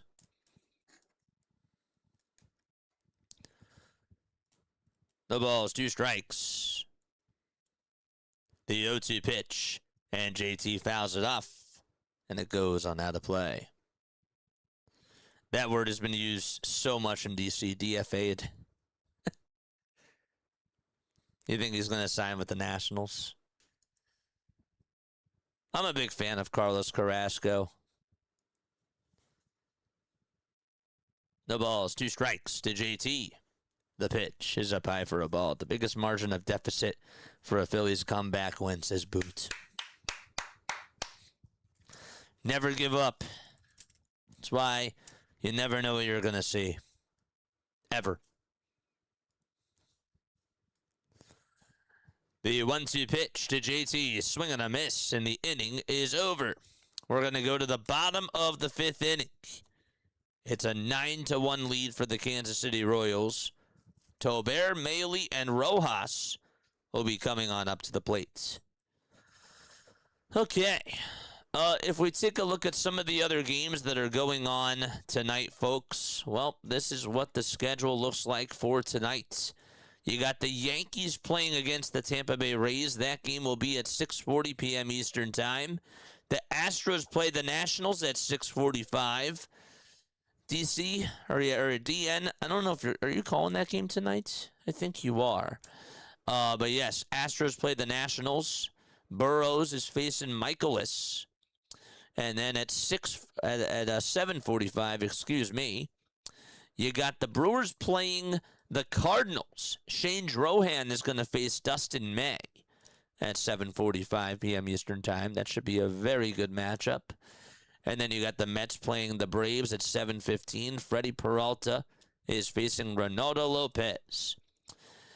At 9:45, it'll be Blue Jays and Giants playing out at Oracle Park. Kevin Gausman is going up against his former ball club, and Landon Roop gets the start for San Fran.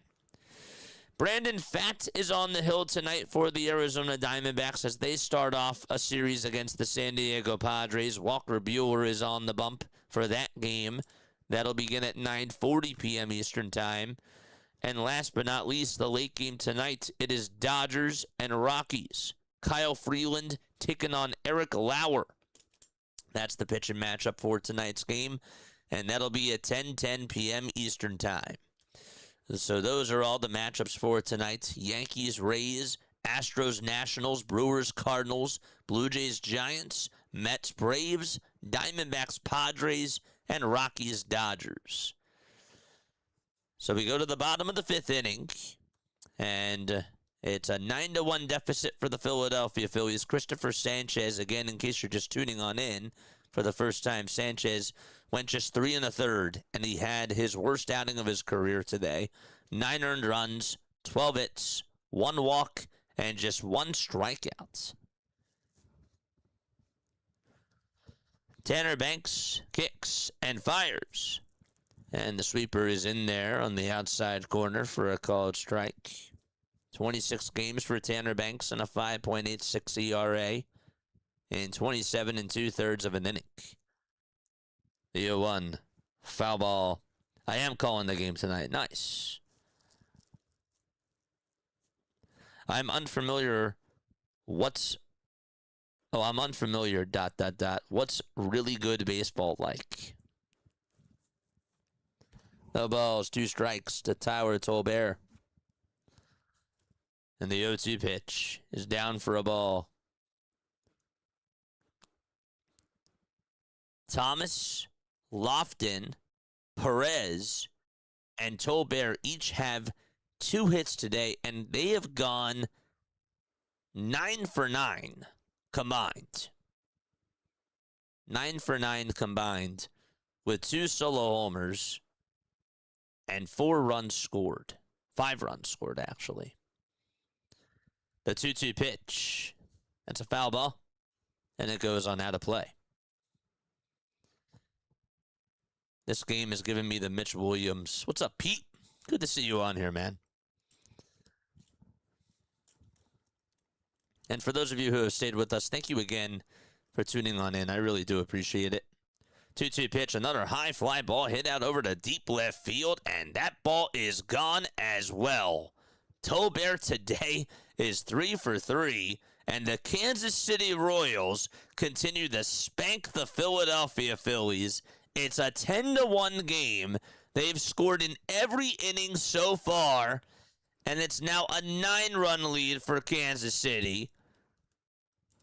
And Maile will come on up to the plate.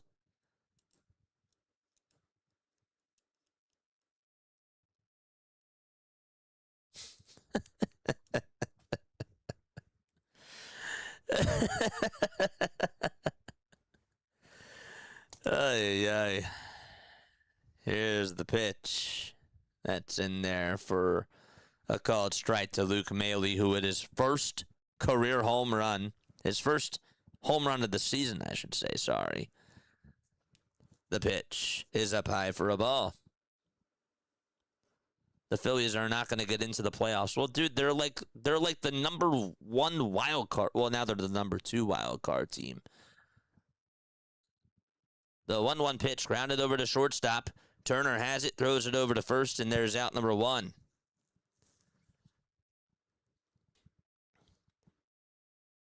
So with how they've been doing over the last 3 weeks, you actually think that they're going to miss the playoffs?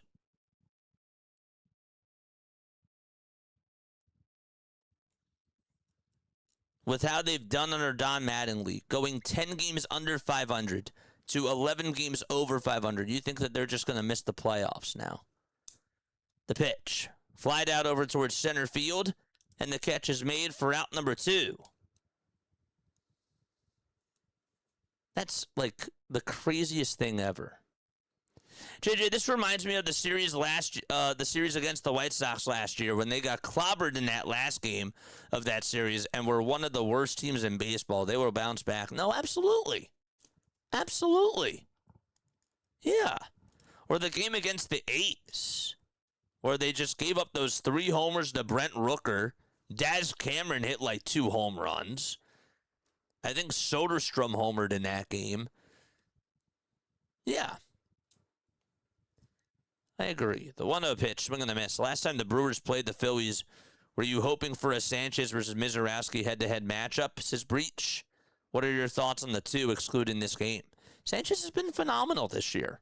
Miz is just better. And it's no disrespect to Christopher Sanchez. The 1-1 is inside for ball 2. So it's 2-1 to Thomas. But there's no argument. I mean, there's no debate. Jacob Mizorowski has just been super, super special. And Sanchez has been special, but we're watching a guy just throw these fast, high-velocity pitches that have never been done before. They're closer-like stuff, but he's doing it as a starting pitcher. 3-1 pitch. That's in there for strike 2. Your eyes are telling you that Jacob Mizorowski's been better this year, and that's your eyes don't lie to you. 3-2 pitch, and a called strike 3 at the knees. And this will be challenged, by the way. Thomas will challenge this. Looked like it was a strike 3. Let's see. And it was. All right, so we go to the 6th inning. 10-1 deficit. Don't forget, we still got trivia in the 7th inning today. 10-1 is the score. Oh, man. Here's a giveaway. Cut the ticket price in half. Could.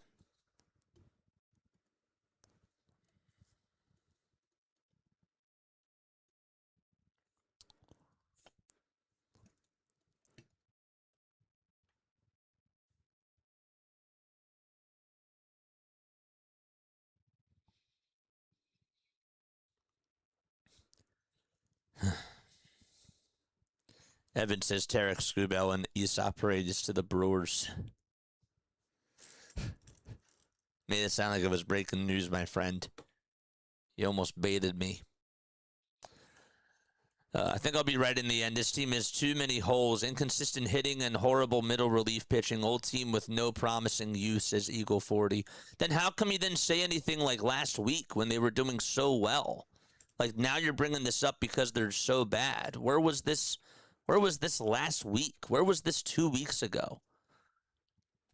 Games like today and the series happen. Overall, since Don Mattingly has taken over, it's been a major improvement. The loss sucks, but we have a new series tomorrow. You got to move on. You got to keep going. Exactly. That's the way that I've been looking at this whole thing, too. This one loss doesn't define anything. The one series loss against the Royals does not define anything. I mean, we talked about this in the postgame yesterday. I'm watching people on Twitter saying stuff like, again, like, this team is not going to the World Series now. You know, like, it just doesn't make sense. Eagle says I did say it.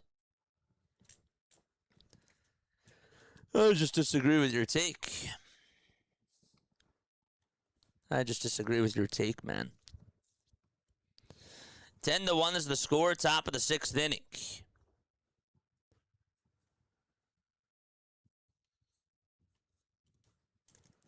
Steven Cruz is going to pitch. 25 games, a 2-2 record, and a 5.27 ERA.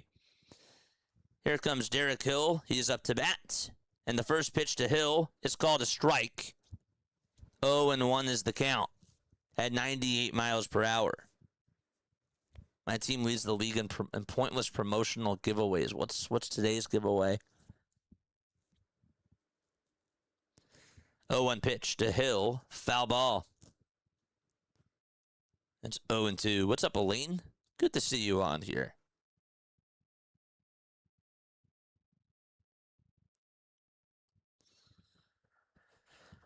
No balls, 2 strikes, top of the 6th. Cruz is on the hill, facing Derek Hill, who is not on the hill. He's at the plate. In the box. 0-2 pitch and a called strike, 3 at the knees. And Derek Hill is down looking on strikes. That pitch was at 98 miles per hour.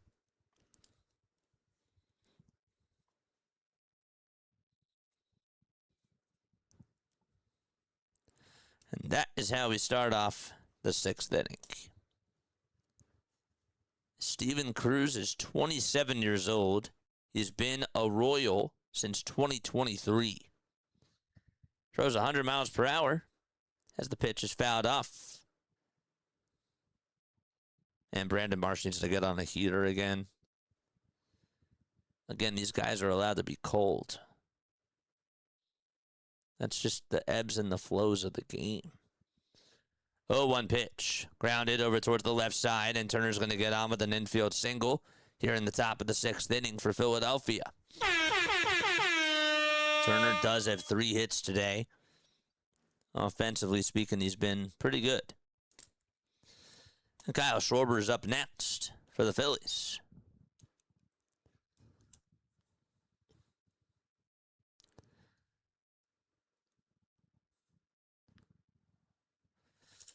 Schwarber 0 for 2 with a walk. That came back in the 4th inning.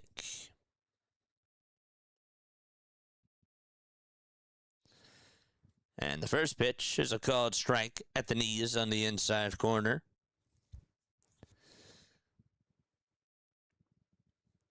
This is what Brad Stevens had to say about Paul George, Sixers fans, in that trade for Jaylen Brown.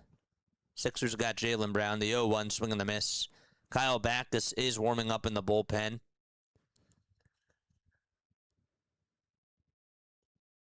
No balls, 2 strikes to Kyle Schwarber.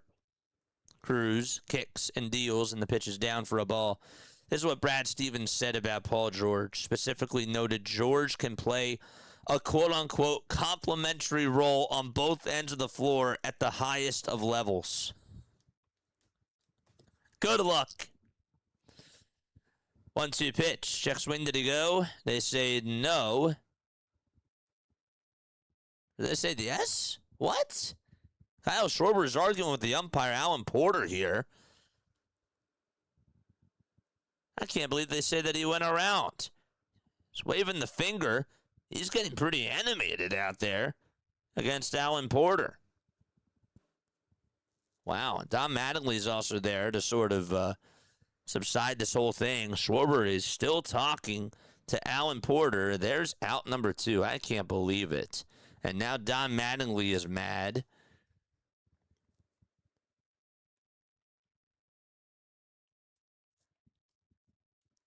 So Schwarber did go back to the dugouts.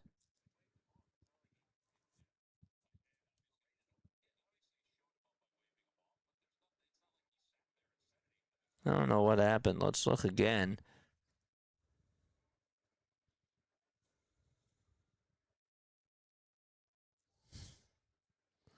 Oh, he waved him off. After the check swing, he put his hand up and said, ah. And then I guess he got issued a warning from Alan Porter. That was not a strike. He didn't go around there, but okay. There's 2 away. Now Bryce Harper is up, and the pitch. Foul ball. Kyle Schwarber got ejected. He just got ejected right now. So his afternoon is done. Did not see him get tossed. I saw him get issued a warning. And then I assume he got tossed after that. No balls. 1 strike to Bryce Harper. And there's the 0-1 pitch. It's a 99-mile-per-hour fastball that is way outside for a ball. And it's 1 ball and 1 strike. Schwarber strikes out, and Harper is in the batter's box. Cruz gets set, kicks, and deals. The pitch is inside, and the count is 2-1.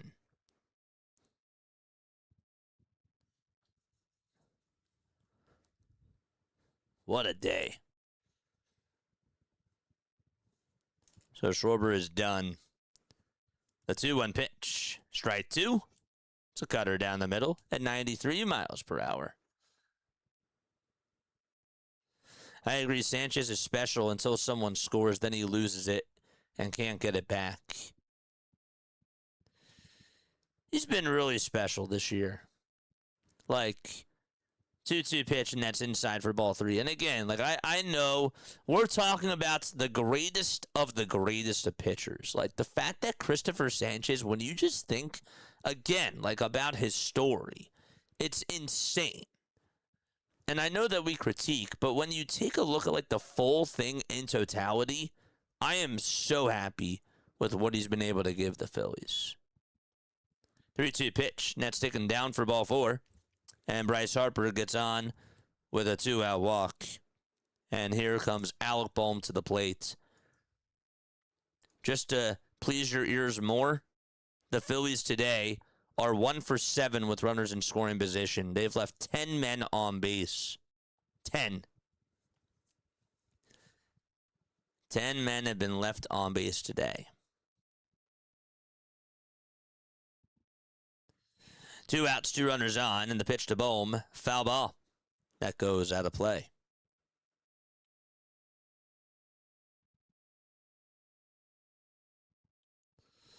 The firm believer that the afternoon game disrupted his preparation, and yes, you mentioned he has started afternoon games in the past, but for some reason this was off. Yeah, it just happens. 0-1 pitch. That's in there for strike 2. And so it's no balls and 2 strikes. Bohm drove in the only run for the Phillies back in the first. The 0-2 pitch to Alec Bohm. Chopper hit over to third base. And Turner's going to get tagged out at third. And the inning is done. More runners left on base today. A total of 12. And the Phillies are now 1 for 8 with runners in scoring position today. We go to the bottom of the 6th. 10-1 Kansas City. That's an unassisted fielder's choice.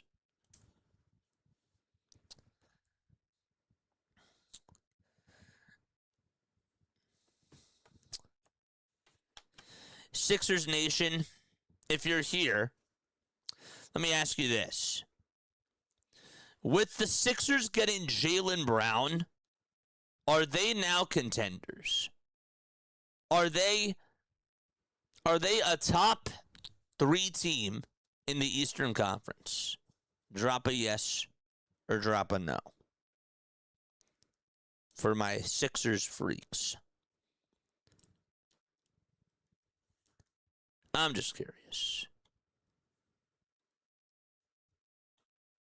For all the Nolan haters, Jola pitched better yesterday. Jola. Oh, Nola pitched better yesterday than Sanchez did today. Just good, just food for thought.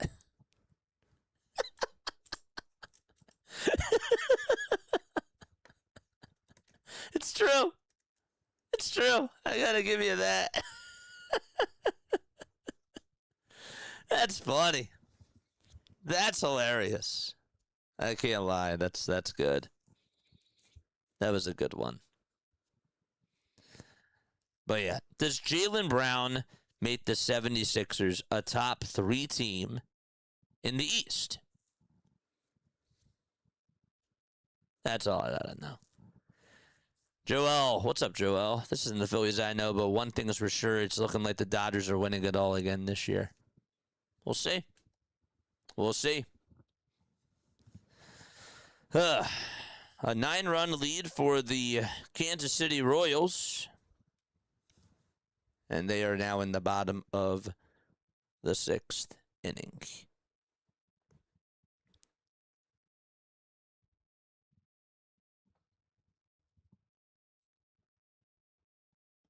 It's almost time for Note by Note with JJ. Favorite pants.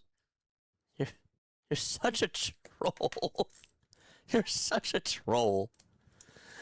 Bobby Witt Jr. is up to bat. He's 1 for 3 with a single in the 4th. Come on, man. Bottom of the 6th.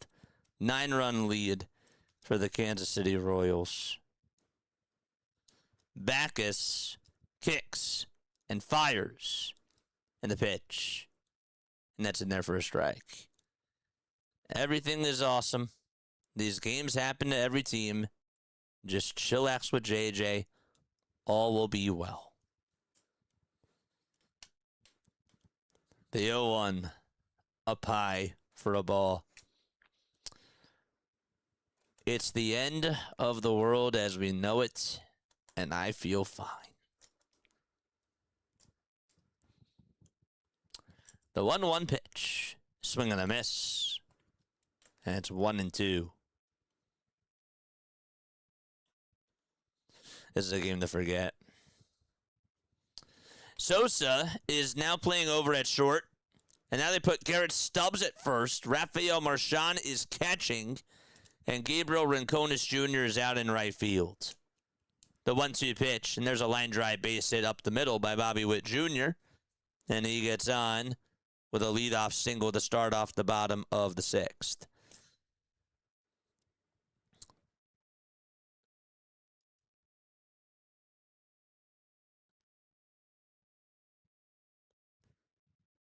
All will be well. I can't wait for football season. Go Eagles. We all know the Phillies, the Sixers, and the Flyers will never get championships as Eagle 40. The pitch to Sal. There's a fly ball hit out over towards straightaway center field. On the run is Hill. He will make the catch. And there's out number 1 in the bottom of the 6th inning. It's almost football season. You can be upset with the Eagles' downfall too, says Joel. So wait, hold up. Are you a hybrid fan? So you're a Dallas Cowboys fan and a Philadelphia Phillies fan. I'm just curious as to how that works. How did that happen?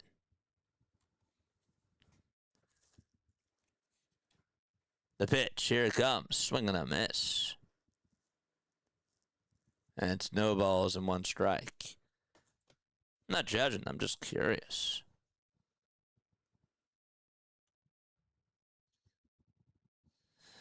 No balls, 1 strike.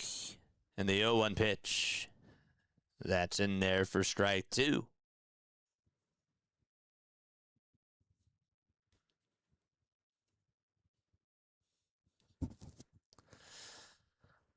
Oh, and 2 is the count. Kyle Backus on the hill gets set and fires, and the pitch is low and outside for a ball. No, I'm just your fan. Oh, dude, thank you so much.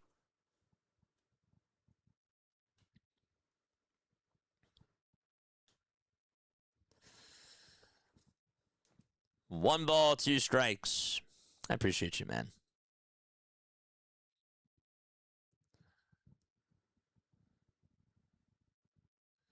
1-2 pitch. That's outside for ball 2. All right, I'm going to post a poll in the chat. Be honest with me.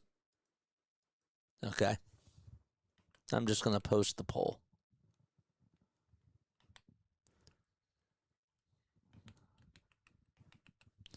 The 2-2 pitch. That's low and outside for ball 3. All right. Mute this. Go to the channel.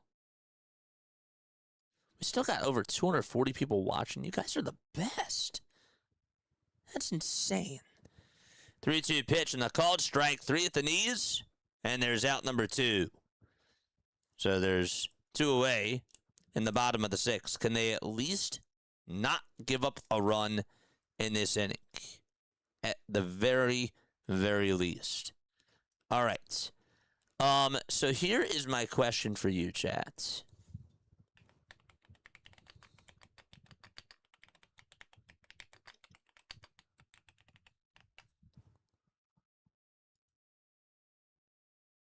There we go. Why is this not working?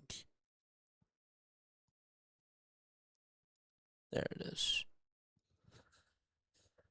The 0-1 pitch, here it comes, swinging a ground ball, base hit out over to right field. And so there's another 2-out single, and 2 runners are on. If you still want to call on in and have us do a post-game show today, vote yes. If you don't want a post-game show, vote no. 2 runners on, 2 outs, bottom of the 6th. Starling Marte is up next. He's 1 for 3. The pitch. It's in there for a called strike. You don't even have to answer it now. You can just wait until at the 9th inning. But I thought better early than ever. 0-1, swing and a miss. The count is 0-2.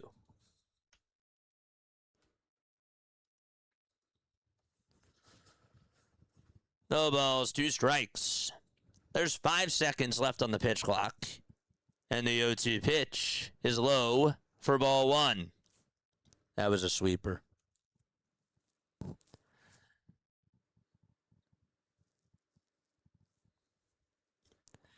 This is what the standings look like right now for the Philadelphia Phillies. They're 3 games in back of the Atlanta Braves for the NL East division. They're also a game and a half above the Cardinals. 1-2 pitch, line drive, base hit out over towards center field, and another run is going to score. And they have scored the Kansas City Royals in every single inning so far today. 11 runs for Kansas City, and it's now 11-1. But that's what the standings look like.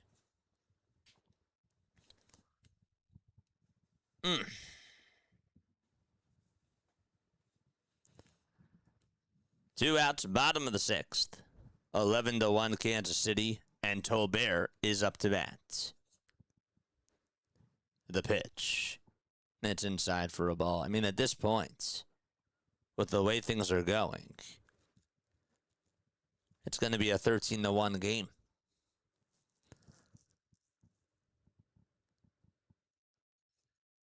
The 1-0 pitch. Swinging a grounder, hit over towards third base. Bohm picks it up, throws it over to first, and Tolbert beats it out again and gets on with another infield single. Another one.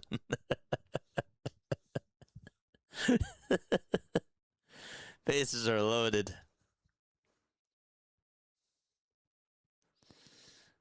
The madness continues. 11 runs on 17 hits.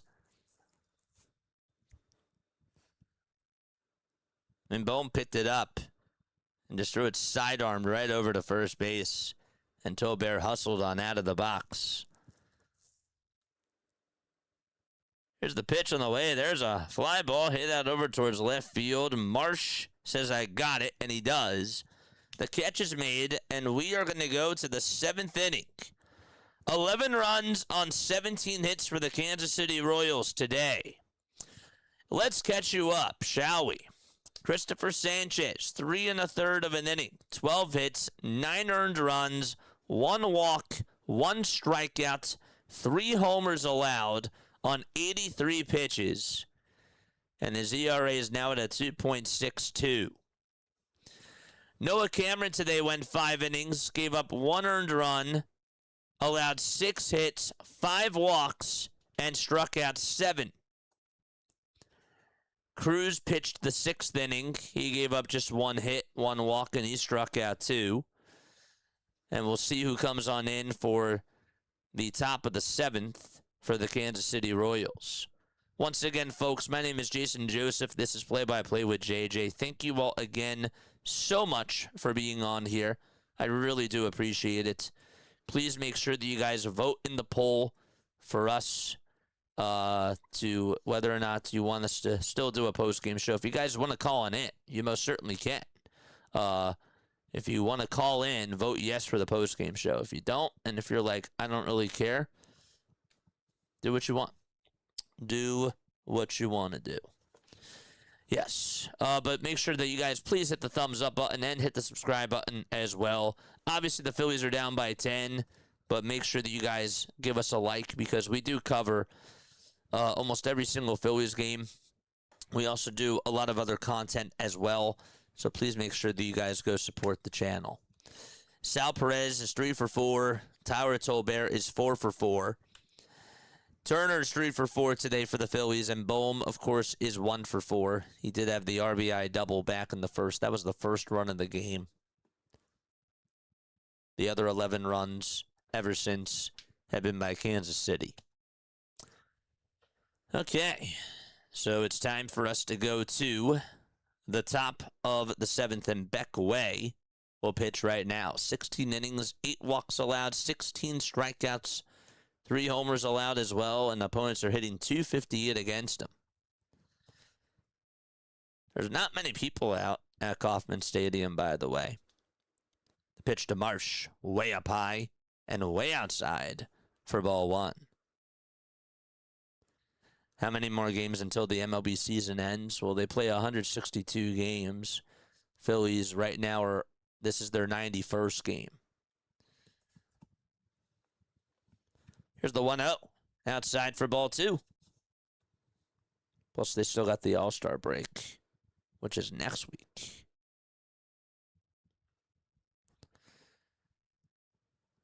The 2-0 pitch. It's called a strike. I wonder if Sanchez's finger that had an issue in the last game is what caused the problems today. It's a good question. Maybe that was bothering him. 2-1 pitch. And this will be challenged by Brandon Marsh. It was called a strike. It's not a bad thought. Maybe. The call is going to be overturned, and the count is going to be 3-1 in the top of the 7th inning. Well, for those of you that have stayed on, I guess I got to give you a good trivia question, don't I? 3-1 pitch. That's taken up high for ball 4. And Beck Way allows a leadoff walk here in the top of the 7th inning. So the Phillies have a base runner once again, and here comes Edmundo Sosa to the plate.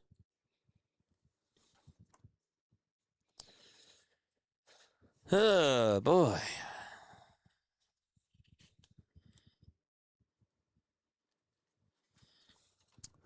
Here's Edmundo Sosa. Sosa started off the game out in left field. Now he's playing over at short. The pitch will be in there for a strike. The second pitch, he bounces it over to third. The throw to second. I don't know if he got him there. The throw to first. That is in time. Did they get him out at second base? Yes, they did. Well, it's pretty close at second. Mattingly says, hold it for a sec. Decides not to challenge it. So it's a 5-4-3 double play.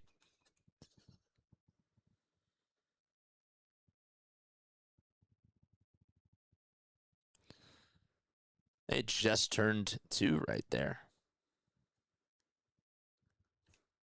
Just turned 2.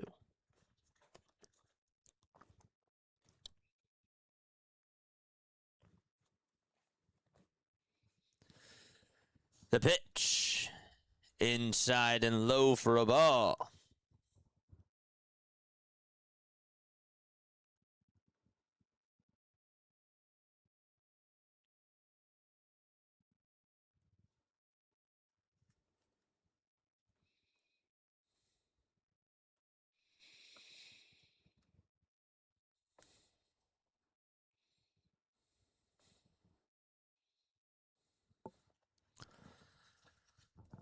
One ball, one strike to Bryson Stott. The pitch. Swing and a miss. Got fooled on the changeup there.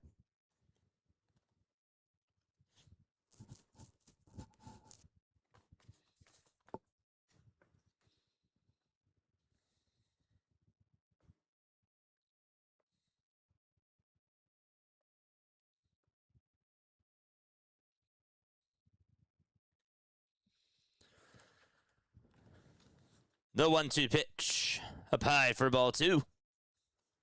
So the count is now 2-2.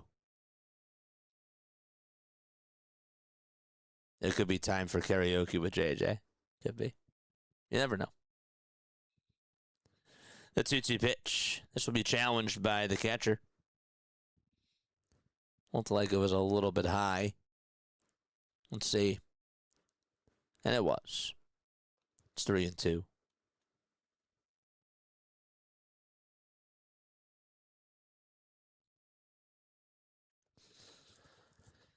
This game is absurd, says timestamp copy. What are you talking about? It's a great game. 3-2 pitch. Ground ball hit out to right field for a base hit. And Bryson Stott gets on with a 2-out single. I'll be honest with you. And this might sound wrong. But you know, I love having big crowds, don't get me wrong, for obviously doing the Phillies games. But it's kind of nice. It's kind of nice to actually be able to, you know, see those people that are just, you know, tuning on in, regardless of how many people are here. It's really cool, man. First pitch is up high for a ball. And the second pitch is up high and outside for a ball. Like I said earlier morning, not about winning or losing here. It's about supporting JJ. I wish I could hug you. 2-0 pitch. Line drive, base hit out over towards left field. And there's 2 runners on and 2 outs in the top of the 7th inning. That goes to all of you. It really does. So we got 2 runners on and 2 outs here in the top of the 7th inning. Again, it's 11-1, Kansas City. This is a start for a 10-run inning. Let's go. Let's go, baby. Let's go. I'm here for it. Surprise me.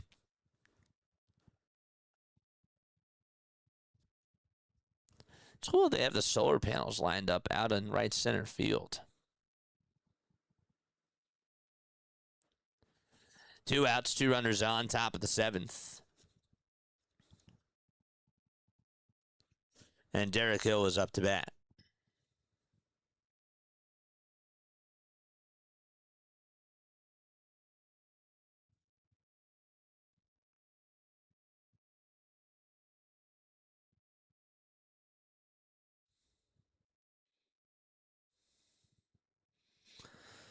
The pitch. It's called a ball. And so it's 1 ball and no strikes.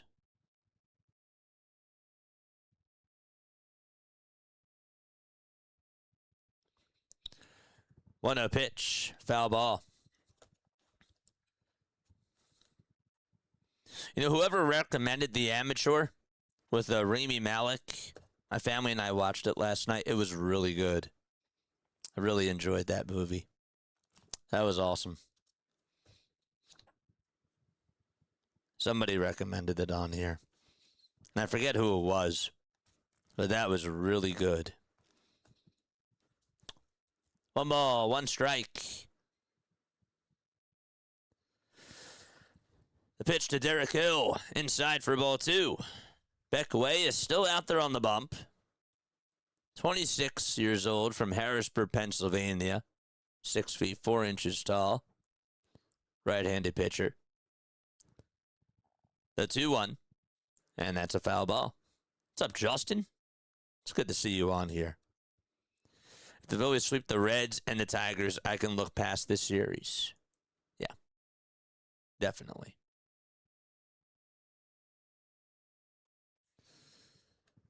Two balls, 2 strikes. 2 runners on, 2 away, and the 2-2 pitch, swing and a miss. That's now 14 runners left on base today for the Philadelphia Phillies. And we go to the bottom of the 7th. All right, here we go. This is going to be fun. I'm going to ask you a Phillies trivia question. And if you get it right, you will hear this. If you get it wrong, though, you will hear this. And by the way, you have I'm going to give you guys a minute to answer this. Okay. Does anybody know? There have been 3 guys who have had at least 20 pinch hits in a season for the Philadelphia Phillies. I want you to name me one of those 3 guys that has had at least 20 pinch hits in a season for the Philadelphia Phillies. On your marks, get set, go.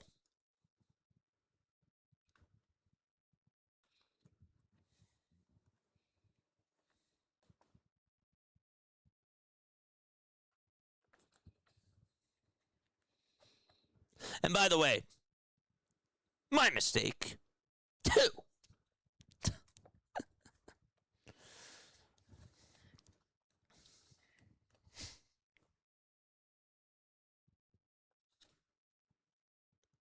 Anybody want to guess?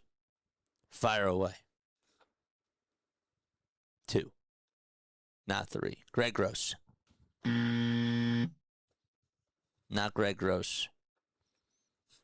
Bottom of the 7th, 11-1 is the score. Lou Trevino is going to pitch. 4 games, 30 seconds, by the way. 30 seconds to go. 2 guys that have had 20 or more pinch hits in a season for the Philadelphia Phillies.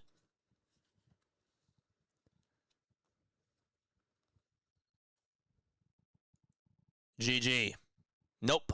Not Greg Gross. Greg Dobbs. Greg Dobbs is correct. Unser? No.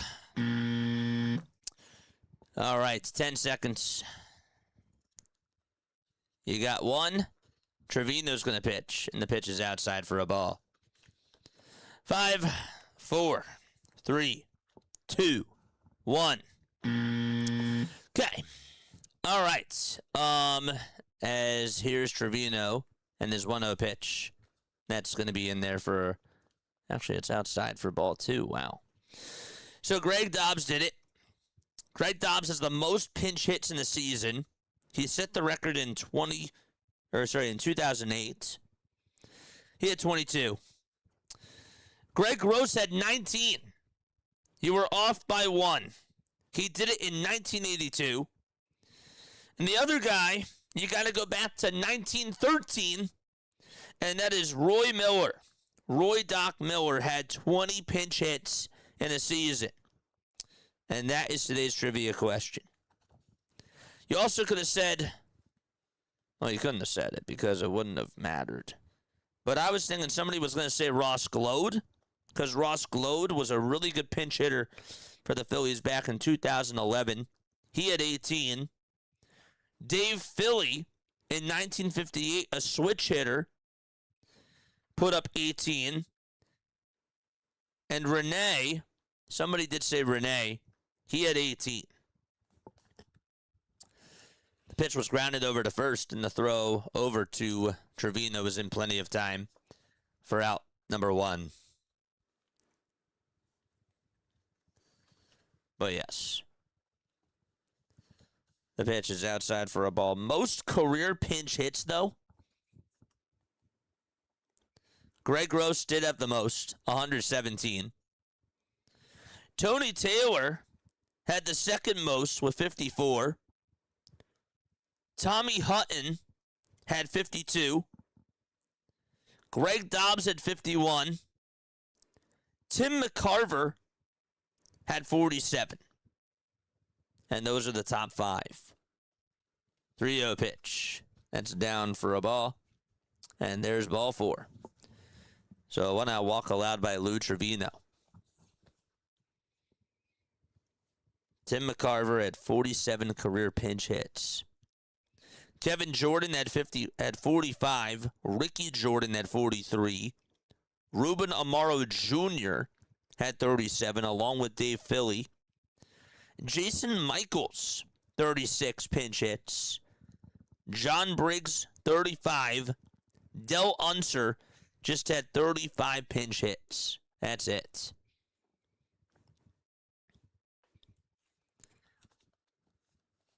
One ball, no strikes to Michael Massey. And the pitch, up high and outside for ball 2.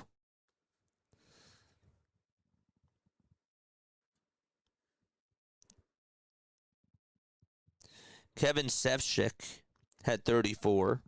Cy Williams at 34. West Covington, 33. And Ross Glode, 33. 2-0 pitch. That's in there for a called strike. 90 games and coming off a heat wave at home. I'm calling this fatigues his boot. 2 balls, 1 strike. 1 out, bottom of the 7th. And a runner over at first. The pitch. Outside for ball 3. That's a changeup at 86 miles per hour. 13-1 after this inning is my prediction.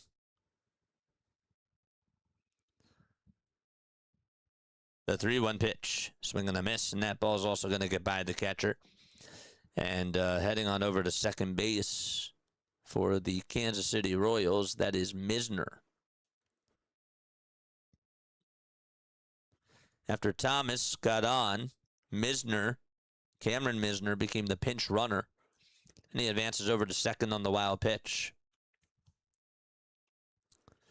Rap City Shady is here watching from Houston. Appreciate you, man. 3-2 pitch outside for ball 4. And so that's going to put 2 runners on with 1 out in the bottom of the 7th inning.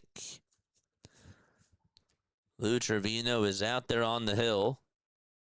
A 14.4 ERA. And that's because he's gone 5 innings this year. He's allowed 8 earned runs.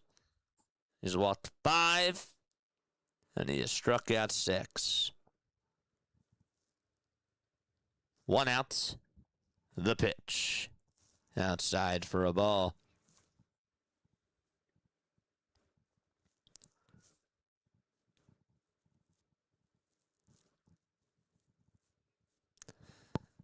Here's the 1-0.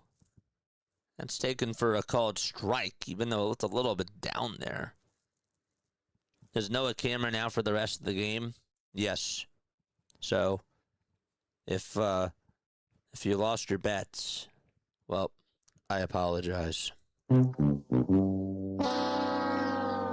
Cameron went 5 innings today, gave up 1 earned run, 5 walks, and he struck out 7. 1 ball, 2 strikes to Sal Perez, who is 3 for 4 today. Sal needs a triple for the cycle. 1-2. Inside for ball 2. He had an RBI single. He had a solo home run. And he also had a double. And he flied out to center in the 6th. 2 balls, 2 strikes. Trevino gets set. And the 2-2 pitch to Sal. It hit him. Oh, that's not going to help his cycle case. But he gets on base for the 4th time today. And the bases are now loaded with 1 out in the bottom of the 7th inning.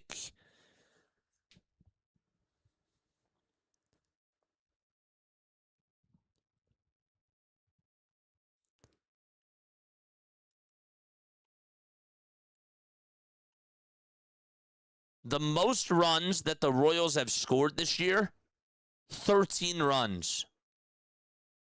13 runs. And that was back on April 1st against the Minnesota Twins. They put up 13 runs against the Minnesota Twins. The most runs that the Philadelphia Phillies have allowed this year, the most runs that they have allowed, 11 to the Pittsburgh Pirates. Actually, that's a lie. They did allow 12 runs to the Marlins. They lost that game 12-4. And they also lost, they actually allowed 13 to the Washington Nationals. That was back on March 30th.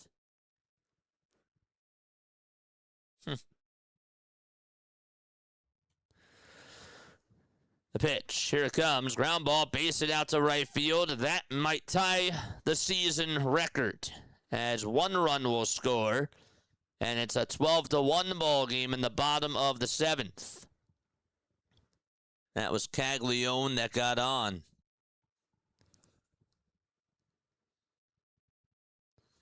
Just hit it right through that hole. A 12-1 ball game in the bottom of the 7th inning. I just heard that former Phillies pitcher Al Holland passed away. Yes, he did. He did.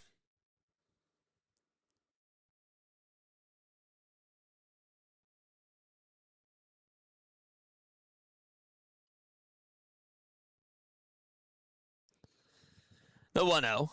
It's down for ball 2.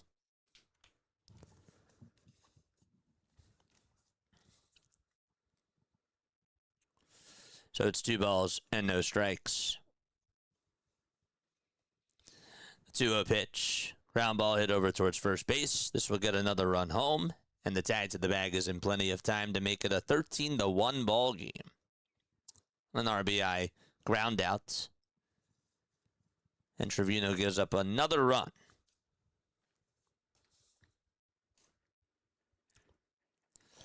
Anybody here play video games just out of curiosity?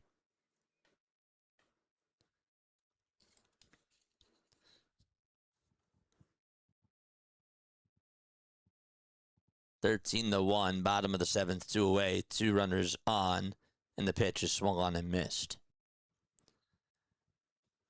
For some reason, I can't get this out of my head because there's been a lot of talk about Sony not releasing any sort of hard copies anymore on video games in 2028.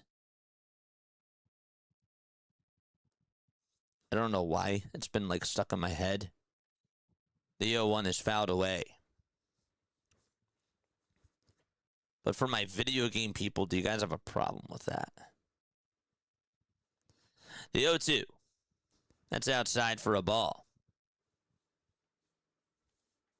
Greg Gross is from New York, PA, if I remember correctly. Greg Gross from New York, PA. I can look that up for you. Goldsboro, PA. Which is in New York. So you're correct. 2 balls, 2 strikes, 2 outs. Bottom of the 7th. Marte is up. The pitch. Foul ball. And that goes on out of play. I still got my Wii. I still like to play Wii Sports every once in a while. I don't have a PS5, though. I got a PS4. I have not played it in forever, though. 2 balls, 2 strikes. The 2-2 pitch. Here it comes. Line drive. Foul ball. People have been telling me that I should play some MLB The Show during the off season.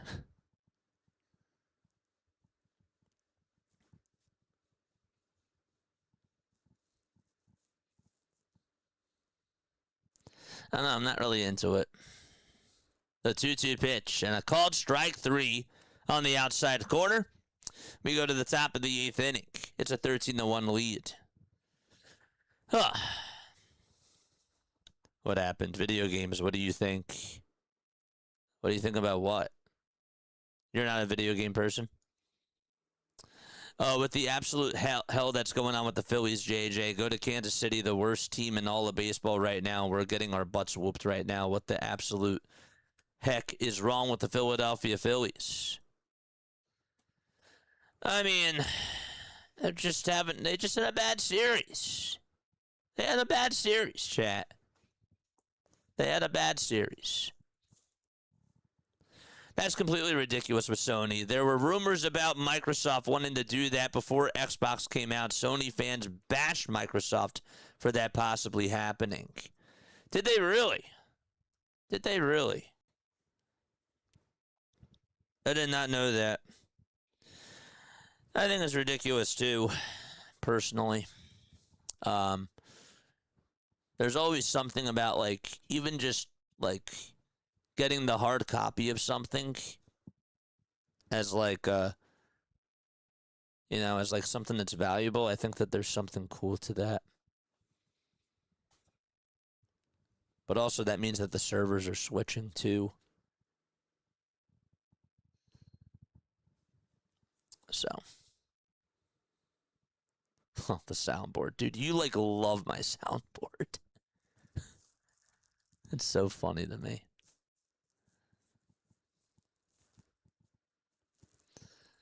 It's funny. All right, so we go to the top of the 8th inning. Phillies trail 13-1 to the Kansas City Royals.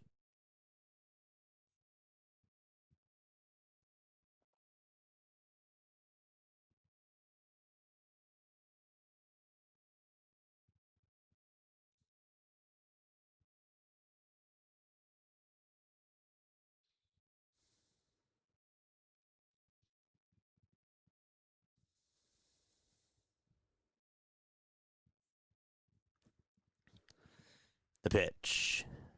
And that is going to be taken for a ball. So, yeah, Sony announced that it's seizing, it's stopping the physical discs for all the PlayStation games, and that's going to start in 2028. So all the titles are distributed strictly as just digital downloads. The 2-0 pitch, that's in there for a called strike. So it's 2 balls and 1 strike. The 2-1 delivery, swing and a miss. And the count is now 2-2.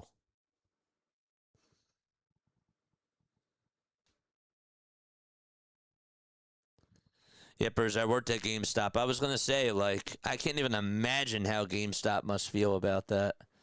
2-2, foul ball.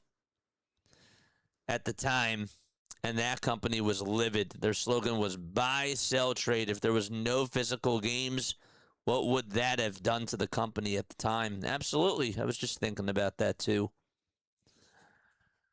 2 balls, 2 strikes. The 2-2 pitch.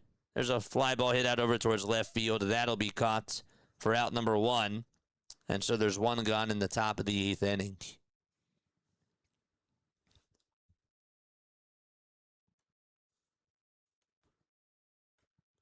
Because they wanted to break old games to make you but new scams called games, so you will own nothing.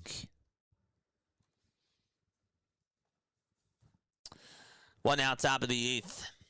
Here comes Justin Crawford in the pitch, swing and a miss. This is sick. Bring in Romano. Bring back Romano. Ironically, it was one of the better first 2 innings games the Phillies had from a hitting perspective. The 0-1, that's outside for a ball. And so it's 1 ball, 1 strike. They put up 7 runs in these 2 innings. You guys are funny. 1-1 pitch, here it is. And that's a foul ball. Good, maybe more people will go outside. 1 ball, 2 strikes. Top of the 8th. 1 out. Ah, so you're one of those dudes. The 1-2 pitch. Up high for ball 2.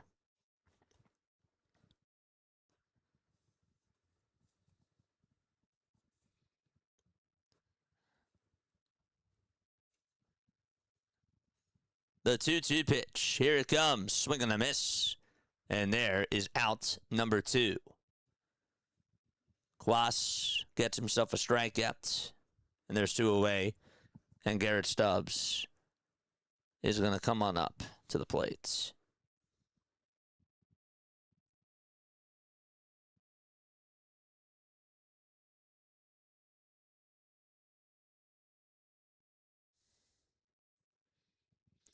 And by the way, it is Kwas. Yes, that is correct. The pitch is in there for a strike. Touch grass. Yeah. The 0-1 pitch, and that's outside and high for a ball. But see, it's funny, though, because, like, we get people, and like, you're not the only one that has said this, but, like, 1 ball, 1 strike, and Stubbs takes the next pitch away outside for ball 2. But, like, we've had these conversations before, and yet there's a lot of people that tune on into a lot of sports, and I don't know, like, people, like, in the sports world don't usually get the whole, like, touch grass thing or, like, go outside, but it happens in the video game world. I wonder, like, why that is. Because we do spend a lot of time watching sports. 2 balls, 2 strikes. I'm not judging you for your answer. I'm just saying that there's just this whole thing about that when it comes to video games, but that doesn't really necessarily attain to sports from a lot of people. 2-2 pitch was outside for ball 3. And here we go, the payoff pitch on the way to Garrett Stubbs, and he flings this one out over towards shallow left field. That's going to get down for a base hit. Garrett Stubbs is a base hit in this game, and so he gets on with a 2-out opposite field single. Philly cheesesteak. Ooh, Philly cheesesteak sound really, really good. It's a generational thing, JJ.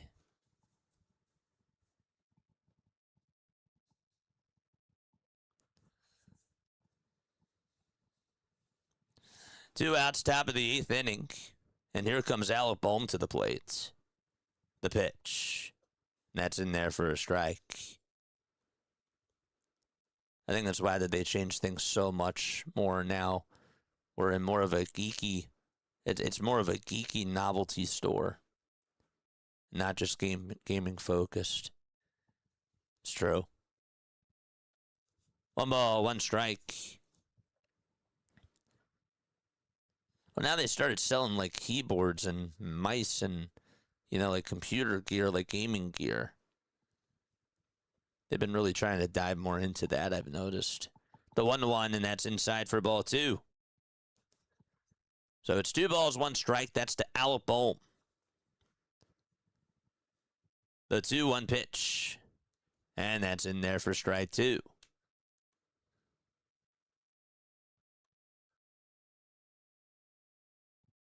That's why your radio call works so well. I can be out doing stuff while listening. It's true. 2-2 pitch. And that's a foul ball.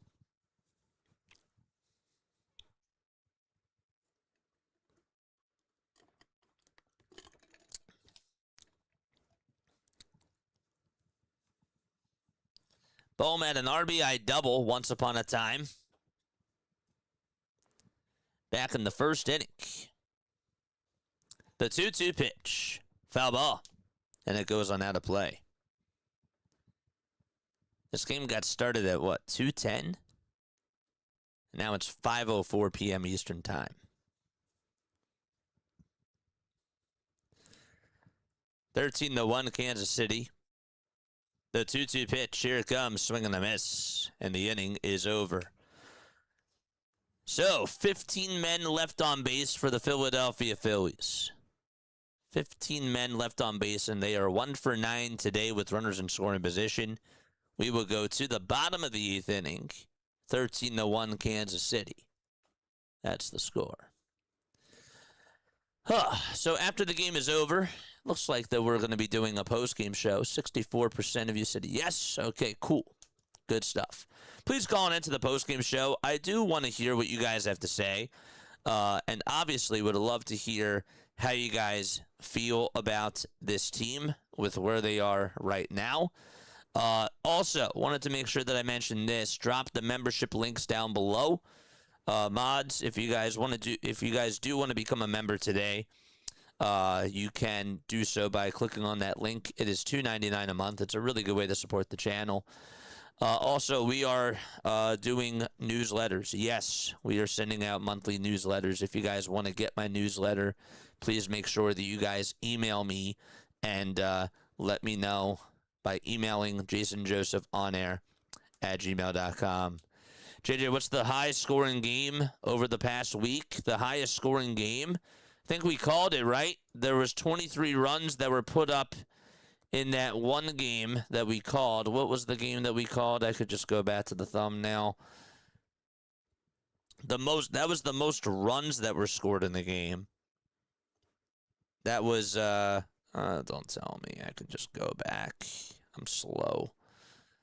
But that was Padres Cubs. Yeah, Padres Cubs. 23-3 Chicago. That was a blowout. It was. 15 left on base, and he gave up 18 hits and 13 runs. What a debacle. Yeah, that's a conundrum.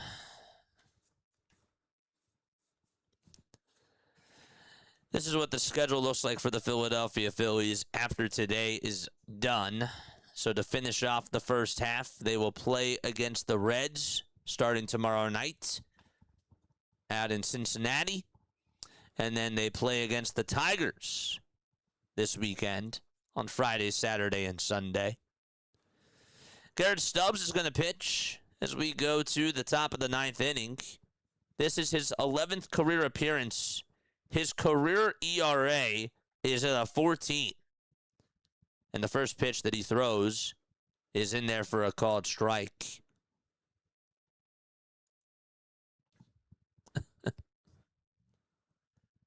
The 0-1 pitch. Swinging a line drive, base it out over towards center field. Tobert is now 5 for 5 today. 5 for 5. The highest scoring game, technically, over the last week, it's probably Braves Mets, right?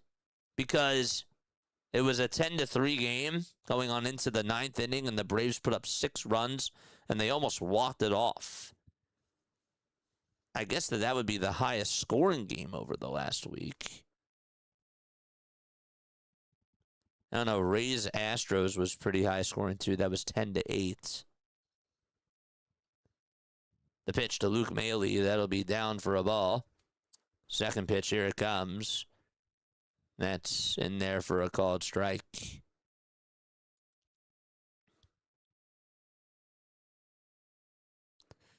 Dodgers Padres was 12-7 on Thursday. Phillies Pirates was 10-6. Next pitch, here it comes, and that is ball 4. Okay. 2 runners on, bottom of the 8th inning. 13-1 Kansas City. Stubbs with 7 pitches. The pitch. Way outside, not even close.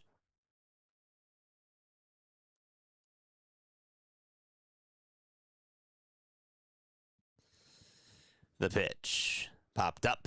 Hit out over towards the left side of foul territory. And Stubbs is there and he'll make the catch. And that's for out number 1.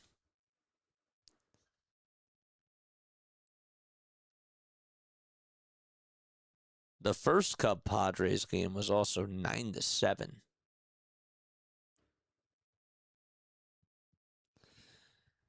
The pitch. It's up high for a ball. Shantae, what's up, Shantae? Good to see you on here. On the bright side, nobody got hurt today. On the bright side, you guys are still here. Like, really. This game feels like it's rigged. The 1-1 pitch. That's called strike 2. If they score over 14, I'm gone. The 1-2 pitch. Foul ball. And it goes on out of play. We'll do it again.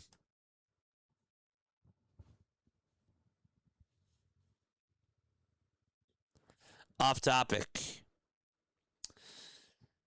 The 1-2 pitch. Fly ball hit out over towards deep right field. It'll stay in the ballpark. Rincones is there, and he'll make the catch for the second out of the inning.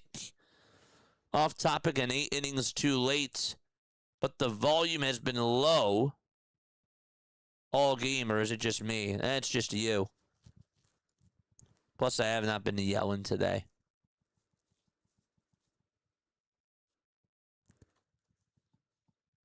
Two outs, and here's the pitch to Massey. That's taken up high for a ball at 42 miles per hour.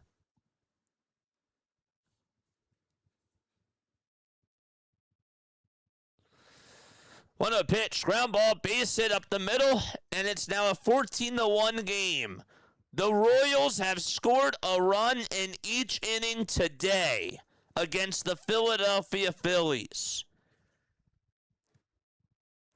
They put up 6 runs in the first, 1 run in the second, 1 run in the third, 1 run in the fourth, 1 in the fifth, 1 in the sixth, 2 in the seventh, and 1 here in the 8th. Make it now 2 in the 8th, as there's a ground ball base hit out to right field. And actually, they're going to hold the runner Maley over at third. And the bases are loaded again for the Kansas City Royals. 14-1. I spoke too soon. The pitch. That ball smacked out to right field for another base hit. And this will bring home another run. 15-1. Sayonara, Michael. Everybody wave goodbye. Sorry, Michael. 15-1, bottom of the 8th. 2 outs. Bases are juiced. The pitch. And a fly ball hit out over towards straightaway center field. There is Justin Crawford will be there to make the grab. And the inning is done. The Phillies are down not by 4, not by 5. Make it 14 as they go to the top of the 9th inning against the Kansas City Royals.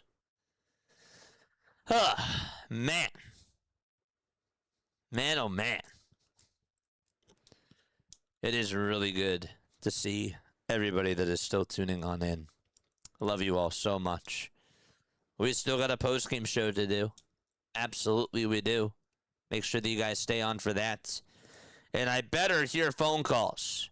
If I do a post-game show today and I get no phone calls, I am going to be mad. Please call in into the show. 610-314-0844. We're just going to get to it right away. We're not even going to take a break. We're just going to dive right on into this. So please, call in. Like, literally after the game is over, just hit up the phones and tell me what's good. Because we're just going to start. We're just going to start. It's going to be rapid fire. I am going to do a monologue, but then we'll be taking phone calls right after that monologue is over. That's what we're going to do. 610-314-0844. This game is weird. Yeah. We're just taking phone calls right after this. That's what we're going to do. 15-1 is the score. Kansas City leads it by 14 as we go to the top of the 9th inning, and Brandon Marsh is up to bat. Brandon Marsh will start off the 9th inning. Marsh, so far to start off the month, is just 3 for 20. 3 for 20. I really wasn't expecting to have to sit through a root canal this afternoon. Lucky for me, I just tuned on it. A root canal. Oh, man. The pitch, and that's down for a ball. I hope you're doing okay, my friend. The 1-0 pitch. Popped up. Hit out over towards shallow left field. And the catch is made. And there's out number 1 in the top of the 9th inning. Isaac Collins is the new left fielder for the Kansas City Royals. Hardcore, you told me that you were going to call on into my postgame show one day, and I haven't heard you call on in. Call on in sometime. It doesn't have to be today. But call on in. 1 out. The pitch to Sosa. And that's a foul ball. Hit over towards the left side. Yeah, calling in. Right after this game is done, we're doing a monologue, and then we're getting the phone calls. No break, nothing. 1 ball, 1 strike. The pitch was inside to Sosa. He's 0 for 3. The 1-1 pitch. And Sosa pops this one up into foul ground. And it goes out of play. Again, there's 1 and 2.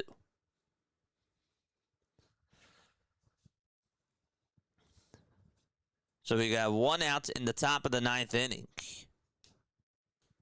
What the heck happened? Nothing. Just a beatdown. Just a beatdown. The 1-2 pitch. Foul ball. Christopher Sanchez gave up a career-high 9 earned runs in 3 1/3. Also allowed a career-high 12 hits. Only struck out 1 batter, and he walked 1. And that was the ball game. 1 ball, 2 strikes. The ball actually hit the home plate umpire, and so the trainer is going to go check up on Alan Porter.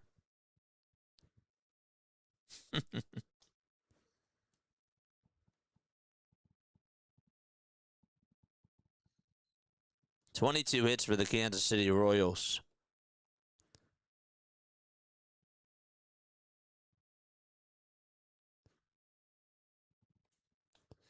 Edmundo Sosa is going to come on up and continue his at-bat.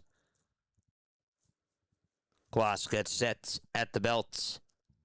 He kicks, he deals, and Sosa lines this foul towards the left side.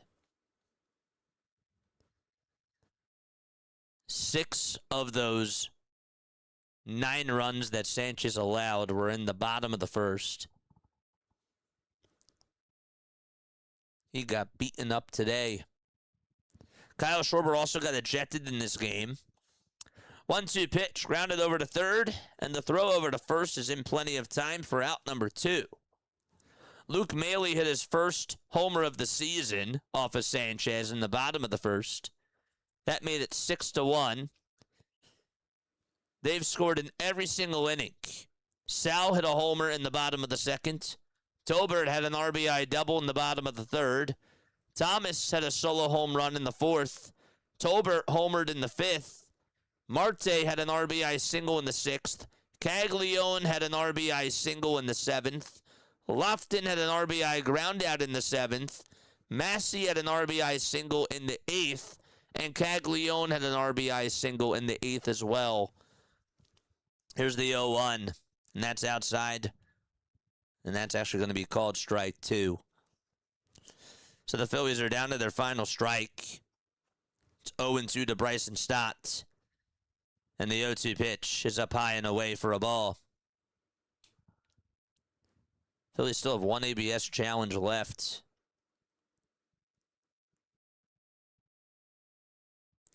And the 1-2 delivery, swing and a miss, and the ball game is over.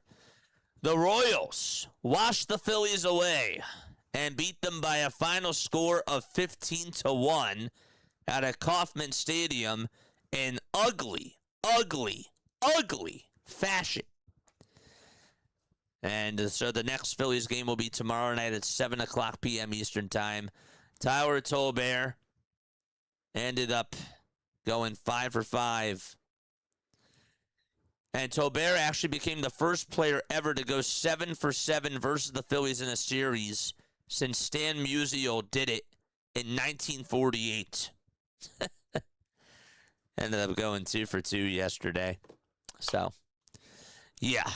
Let's just dive on in, okay? Calling it to the show.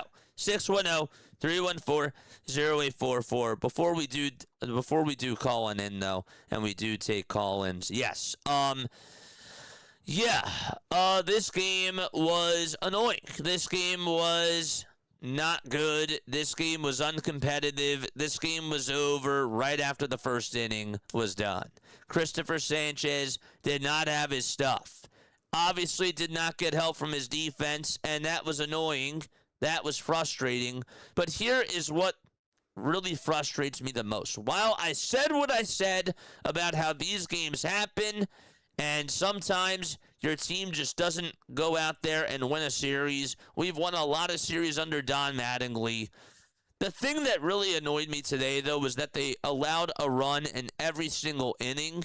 And this one was just like super annoying to be able to sit through and be able to watch. Now, obviously, we cover every single game.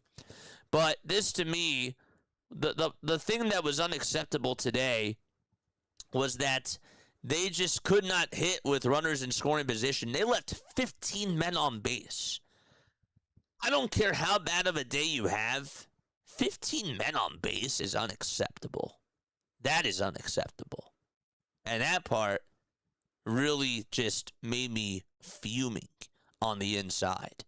Now, again, when we look at this at the grand scheme of things, they had a bad series.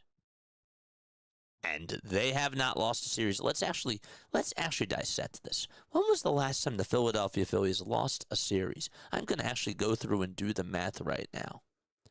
The last time that they lost a series, I believe it was against the Brewers. It was. It was against the Brewers. They've won every single series since then. So they won 5 series in a row. They actually split the series with the Pittsburgh Pirates. So they were 4-0-1. Okay. But yeah, to lose like this to the Kansas City Royals and leave that many men on base, I wanted to throw up. I did. I wanted to vomit. That's unacceptable. Christopher Sanchez had a bad day. He was so flat, guys. He was so flat today. Somebody brought this up about the blister. It's a good food for thought, right? Maybe the blister was bothering him. I don't know. But regardless, he did not have his stuff today and just had a bad outing. His velocity was down. His pitches were left out over the middle of the plate, and he just wasn't really getting a lot of break on his pitches. And that really was a blow. That was a blow today. But he is allowed to have a bad outing. Unfortunately, he could not have been pulled out any earlier because you can see that this bullpen sucks and they don't really have any middle reliever right now. And so what? You're just going to waste your whole entire bullpen for the rest of this game and then just not have anybody available tomorrow? That sucks. You got to be conservative. Who else out of the bullpen do you trust to eat you innings? That's what Taijuan Walker was supposed to do. Taijuan Walker was terrible, and that's why he got let go. Andrew Painter can't do it. He's obviously in AAA right now. Aaron Nola certainly can't do it. I mean, you don't have anybody. We're having problems with the number 4 and number 5 starter, and you expect our bullpen to be able to eat up 8 innings? No. It's just not going to happen. It just does not happen. All right, calling in 610-314-0844. This was just one of those games that you just throw away, and you shake it off. You move on to the next one. You lost your first series in almost a month. Okay. Unacceptable, but okay. Bounce back. But yeah, 15 runners left on base. That part I can't get behind. No, I cannot. Calling in 610-314-0844. It's your turn. It is your turn. I will read you how the starting lineup did for today. I don't even want to, but I still will. Trey Turner today ended up going 3 for 4. Marchand went 0 for 1. Schwarber 0 for 3. Crawford 0 for 1. Harper 0 for 1 with 3 walks. Garrett Stubbs also went 1 for 1. Bohm 1 for 5. Marsh 0 for 4. Sosa 0 for 4. Stott 2 for 4. JT 1 for 3. Gabriel Rincones Jr. 1 for 1. And also Derek Hill 1 for 4. All right. Scott, is that you, my friend? Most certainly it is. That breath right there. Can you hear me? I can hear you loud and clear. I just took a big breath right All there. right. I just took a big breath right there. That's how I feel. The floor is yours, buddy. Where do you want to begin? And first of all, Christopher Sanchez, and somebody said in the chat that Sanchez in his last game had a blister, and so I think that was part of the problem. Yeah, man. Yeah, it could have been. It absolutely could have been. I know that pitching with a throwing with a blister is not fun. That could have been a part of it. But ultimately, he just didn't have his stuff. He looked so flat today. And even like after the third home run, I'm like watching the look on his face, and he was just like, he just shook his head, and he was just like, you could tell that he was angry. You could tell that he was not happy, and he just knew it. Yeah. Just knew it. Yeah, I could, yeah. Why'd you say that? Just a disaster. What I did when I got frustrated is I came outside and I started hitting baseball. What'd you say? I'm so sorry. I couldn't hear that last What part. I did is whenever I got frustrated, I came out here outside and started hitting baseball. Yeah? Yeah, that's what you did? Yeah. Oh, man. Yeah. That's funny. Oh, Scott, how about the offense today? What do you have to say about that? It was, besides that one RBI single or whatever by, I believe it was Bohm. Yep. That was pretty much the offense today. It was. That was pretty much the offense today. Trash. Yeah. It's Yeah. terrible. Terrible. Yeah. Oh, man. Bad. Yeah. Yeah, it was bad.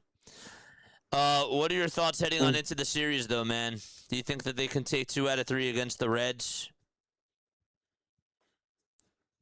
Well, yes, but it depends on. I think about the pitching. Who's pitching that series? So tomorrow it's Wheeler. Huh? Wednesday, they haven't decided on who's going to pitch yet. I assume. Okay. I assume that that's going to be a bullpen game. And Thursday is Probably. Nola. Or actually, sorry, Thursday is Luzardo. Thursday's Luzardo. Oh, he's been good this year, so I think 2 out of 3, I think. Yeah, I think that they can take 2 out of 3. They face Chase Burns in the series on Wednesday anyways. So that one, to me, I penciled it on in as a loss because Burns has been really good for the Reds this year. And because the Phillies don't have any, it's going to be a bullpen game on Wednesday. I do not expect them to win that game. I just don't. But I have them winning 2 out of 3. I do. But, yeah, man. Mm-hmm. Yeah. Brutal loss for sure. So, hopefully they can get them in the next one. I know Nola pitching for the Reds, but who's pitching the other days, tomorrow and Thursday? For the Reds, they got Abbott, They got Burns on Wednesday, and then they got Singer on Thursday. Ew. So, yeah. Yep. Should be interesting. I don't feel good when Abbott's pitching against the Phillies. I hear you, man. All right, man. Well, I love you so much, buddy, and thank you so much for calling on in, dude. You know how much I love you, man, and I appreciate you so much. Yeah. All the time for calling on in. I love talking to you always, bud. I love talking to you too, man. I'm giving you a hug. I'm giving you a hug, buddy. All right, I'll talk to you on the next one, all right? All right, sounds good. Bye-bye. Take it easy, man. Shout out to Scott. Love him.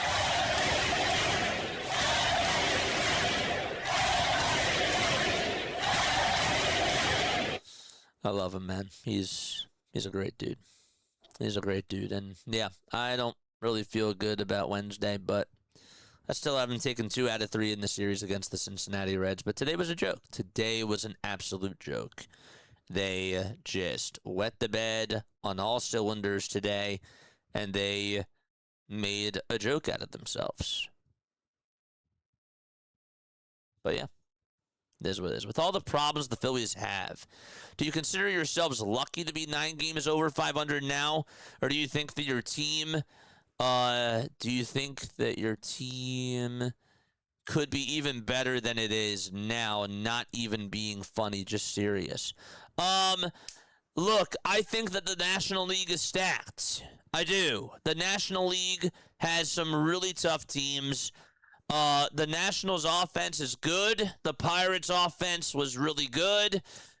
The bullpens for both of those teams were bad. The Phillies also ended up winning a couple of series against the Mets. The offense was clicking. The offense was doing well.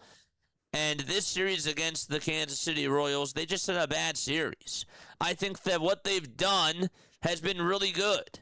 They swept the Padres. They took 2 out of 3 against the Chicago White Sox. They also took 2 out of 3 against the Toronto Blue Jays. They did take 1 of 3 against the Los Angeles Dodgers. But I do think that overall they've been playing pretty good baseball. I really do. And they also did take 1 out of 3 against the Brewers. I do want to see them beat the top teams like the Atlanta Braves, the Brewers, and the Dodgers. And we'll see the Dodgers again more so towards the end of the month. But ultimately, at the end of the day, like when I look at the series, okay, they lost this series. Now the question becomes, can they get back on track and win a series against the Cincinnati Reds? I think that they can, and I think that they should, but we'll see. We'll definitely see. I don't consider them to be lucky, though, because they're in a really tough National League, and for you to go 10 games under 500 under Rob Thompson, for you to go to 11 games over 500, that's not a fluke. That's not luck. Something changed. There was a cultural identity shift that happened with the Philadelphia Phillies. That doesn't just happen by accident, guys. That does not just happen by accident. Something changed. The players were buying on in. They played more small ball. They were doing more things at the plate and on the bases. They also got Wheeler back, which really helped. Enderon back, too. And JT back, even though they were missing all 3 of those guys while Rob Thompson was still at the head of the helm. That stuff did help. So, no, I don't think that... I think it's a great question, Shante. I really do. I don't think that that's a fluke. I really don't. I just think that they had a bad series. And I think that today was an atrocious loss. And Christopher Sanchez, I still have confidence in Christopher Sanchez. I think that he'll be back, and I think that he'll pitch better. But today was a bad day. I'm really hoping that he does well in this next start on Saturday. Yeah. I don't really care about the All-Star Game stuff. If he pitches, whether or not, probably won't pitch because he's going to pitch Saturday. I don't really care. I really don't. But ultimately, they just had a bad game today. What's unacceptable, though, is leaving all those runners on base. I can't leave them off the hook for that. And Dave Dombrowski has his work cut out for him. I will also say that too. Dave has his work cut out for him as well. All right, let's get halftime on here. Philly halftime. You are live. You are on stream with the rest of my community. How you doing, buddy? Doing all right. How you doing? I want to throw up. I want to throw up. Dude, what happened to the Phillies? The floor is yours. What just happened? That was horrible. You there? I'm there. I'm just letting you unleash. I'm just Oh, letting you unleash. Yeah, like what the hell happened? Christopher Sanchez got lit up like a light bulb. What the hell happened? How do you lose to Kansas City, the series with the Kansas City? What the fuck is going on over there? I didn't get to watch the game because I got work, but what the hell? I was listening to it a little bit on the radio. I'm like, oh my God, Kyle Schwarber gets thrown out. What the hell is going on? This don't look good. I can't believe we lost to Kansas City. We should have swept them. I don't even know what to say anymore. Shoot, Noah has been ass. What is going on with this team? We gotta get another right-handed bat, and we gotta get some pitchers going. The bullpen in here. We need a better bullpen. We are fucked up. Let me just ask you this. First and foremost, dude, I appreciate you for calling on that. I can't have you cursing in my chat, but I appreciate you for calling on in. No. You're totally fine. You're totally fine, man. I did want to ask you though. Okay, so when you're looking at this team, is the bigger priority to you another starting pitcher, or is it another bullpen piece? Which one is bigger to you? It's the bullpen right now. The bullpen to you is bigger right now. If you would have asked me that a couple of weeks ago, I would have said it's a starting pitcher. But the bullpen has been so bad. Like, every time you go look at Alvarado or friggin' Mesa, you're like, oh my God, here it goes. They're gonna give up runs. It's so scary to watch this bullpen come in. We all thought this bullpen was supposed to be better than last year. No. Yeah, it hasn't been better. You let Ranger Suarez go, and we need him. We need him. I agree with that. I mean, I was a big Painter fan. You were.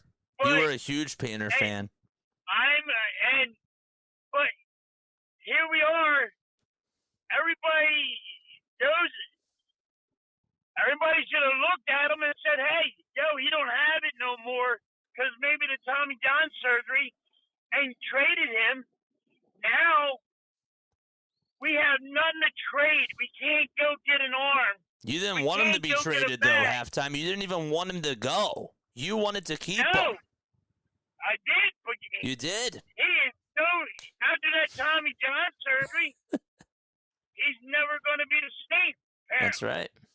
That's right. Yeah, it's tough, man. I mean, but you have guys watching him every little bit. They should have said, hey, you don't have it no more. Yep. You don't have that. After that surgery, he's done. You got to trade him. You do. Absolutely. That's what those coaches are there for. Saying, he don't have it no more. How come we're sitting here going as fans All right, now we're going to struggle. Dombrowski we had nothing to trade, so we can't go get a starting pitching. We can't go get any bullpen help. We need another right-handed bat, but we can't go get that. I hear you, man. We can't go get nothing because Dombrowski used everything. Well, we're still going to struggle here. Well, I mean, I hear you. It was a bad series. It was a really bad series against the Kansas City Royals. I hear you. We just lost to Kansas City. They got like 2 good hitters on that team. And they lit us up like they're bringing 4th of July. It's a bad series. They said, oh, we forgot. Billy, you're the 4th of July. We're just going to light you up. Jesus. I love you, buddy. They got 15 runs today. I hear you. And Christopher Sanchez was on the mound. He gave up 8 runs. I love you, buddy. You're awesome. I I'm love you, dude. losing my mind. I hear you. I love Christopher Sanchez. I know. And I don't expect Christopher Sanchez to always have a perfect game. That's right. But, you know what I mean? You can't always expect him to have a perfect game. You can't. But holy crap. I know. It was bad. It was horrible. It was a horrible game today. It was a horrible game halftime. But man, I love you, buddy. I gotta keep it going. But thank you so much for calling on in, man. We gotta catch up soon. I love you so much. Yep. I definitely owe you a visit, and I definitely owe you a. I gotta start streaming more baseball, but I'm always working. I hear you, man. But I love you Have so a much, Harper dude. day. Yep. All right, thank you. I appreciate you guys. Thank you. Yep. Of course. We're gonna drop your link down below too in the chat, of course, as always. Yes, sir. Oh man, I love halftime. I do. I love my guy halftime. I just can't have him cursing in my chat. That's it.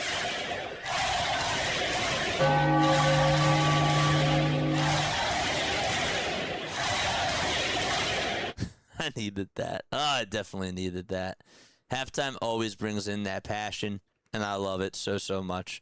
I'm going to drop his link down below. I don't know if one of the mods did it, but I'm going to do it myself. I'm not even looking at the chat right now. But, yeah, I mean, I really do think that actually is a good way to wrap it up because you know what, like, you gave up 15 runs today to this Kansas City team who has really not played good baseball. And while this stuff does happen, like, the thing that's really unacceptable to me is that you left 15 men on base, and that's just not good. That's not good. That's just not good at all whatsoever. So, all right. I'm going to drop Philly Halftime's link down below. Let me make sure that I do that right now. Philly Halftime, of course, covers all the Philadelphia sports. Yes, he does. And he does an awesome job, man. He really does. With that, though, that is going to wrap it up for me. All right. I love you all so much. And I appreciate you guys so much for being on here. I am going to redirect you guys over to, let's see who else is on. Oh, by the way, wait, isn't Sinbin here? Did I see Sinbin in the chat? Did I see Sinbin here? Sinbin is here. What's up, Sinbin? How you doing, buddy? I don't think I made you a mod yet. Let me do that. Hold up one sec, Sinbin. Are you a mod in my chat? No, you're not. Let's add you as a mod. Yes. Please make sure that you guys go subscribe to Sinbin as well. Sinbin, make sure that you drop your link down below. Here is what here is who else is live right now. We got Jaguar Gator on. Yes, we do. We'll make sure that we go over to Jaguar Gator. He is on right now. We can redirect over to him. And this, again, is Philly Halftime's link. Make sure that you guys comment or go over to his channel down below. All right, I love you guys so much. I will catch you all on the next one. Appreciate you all. See you soon.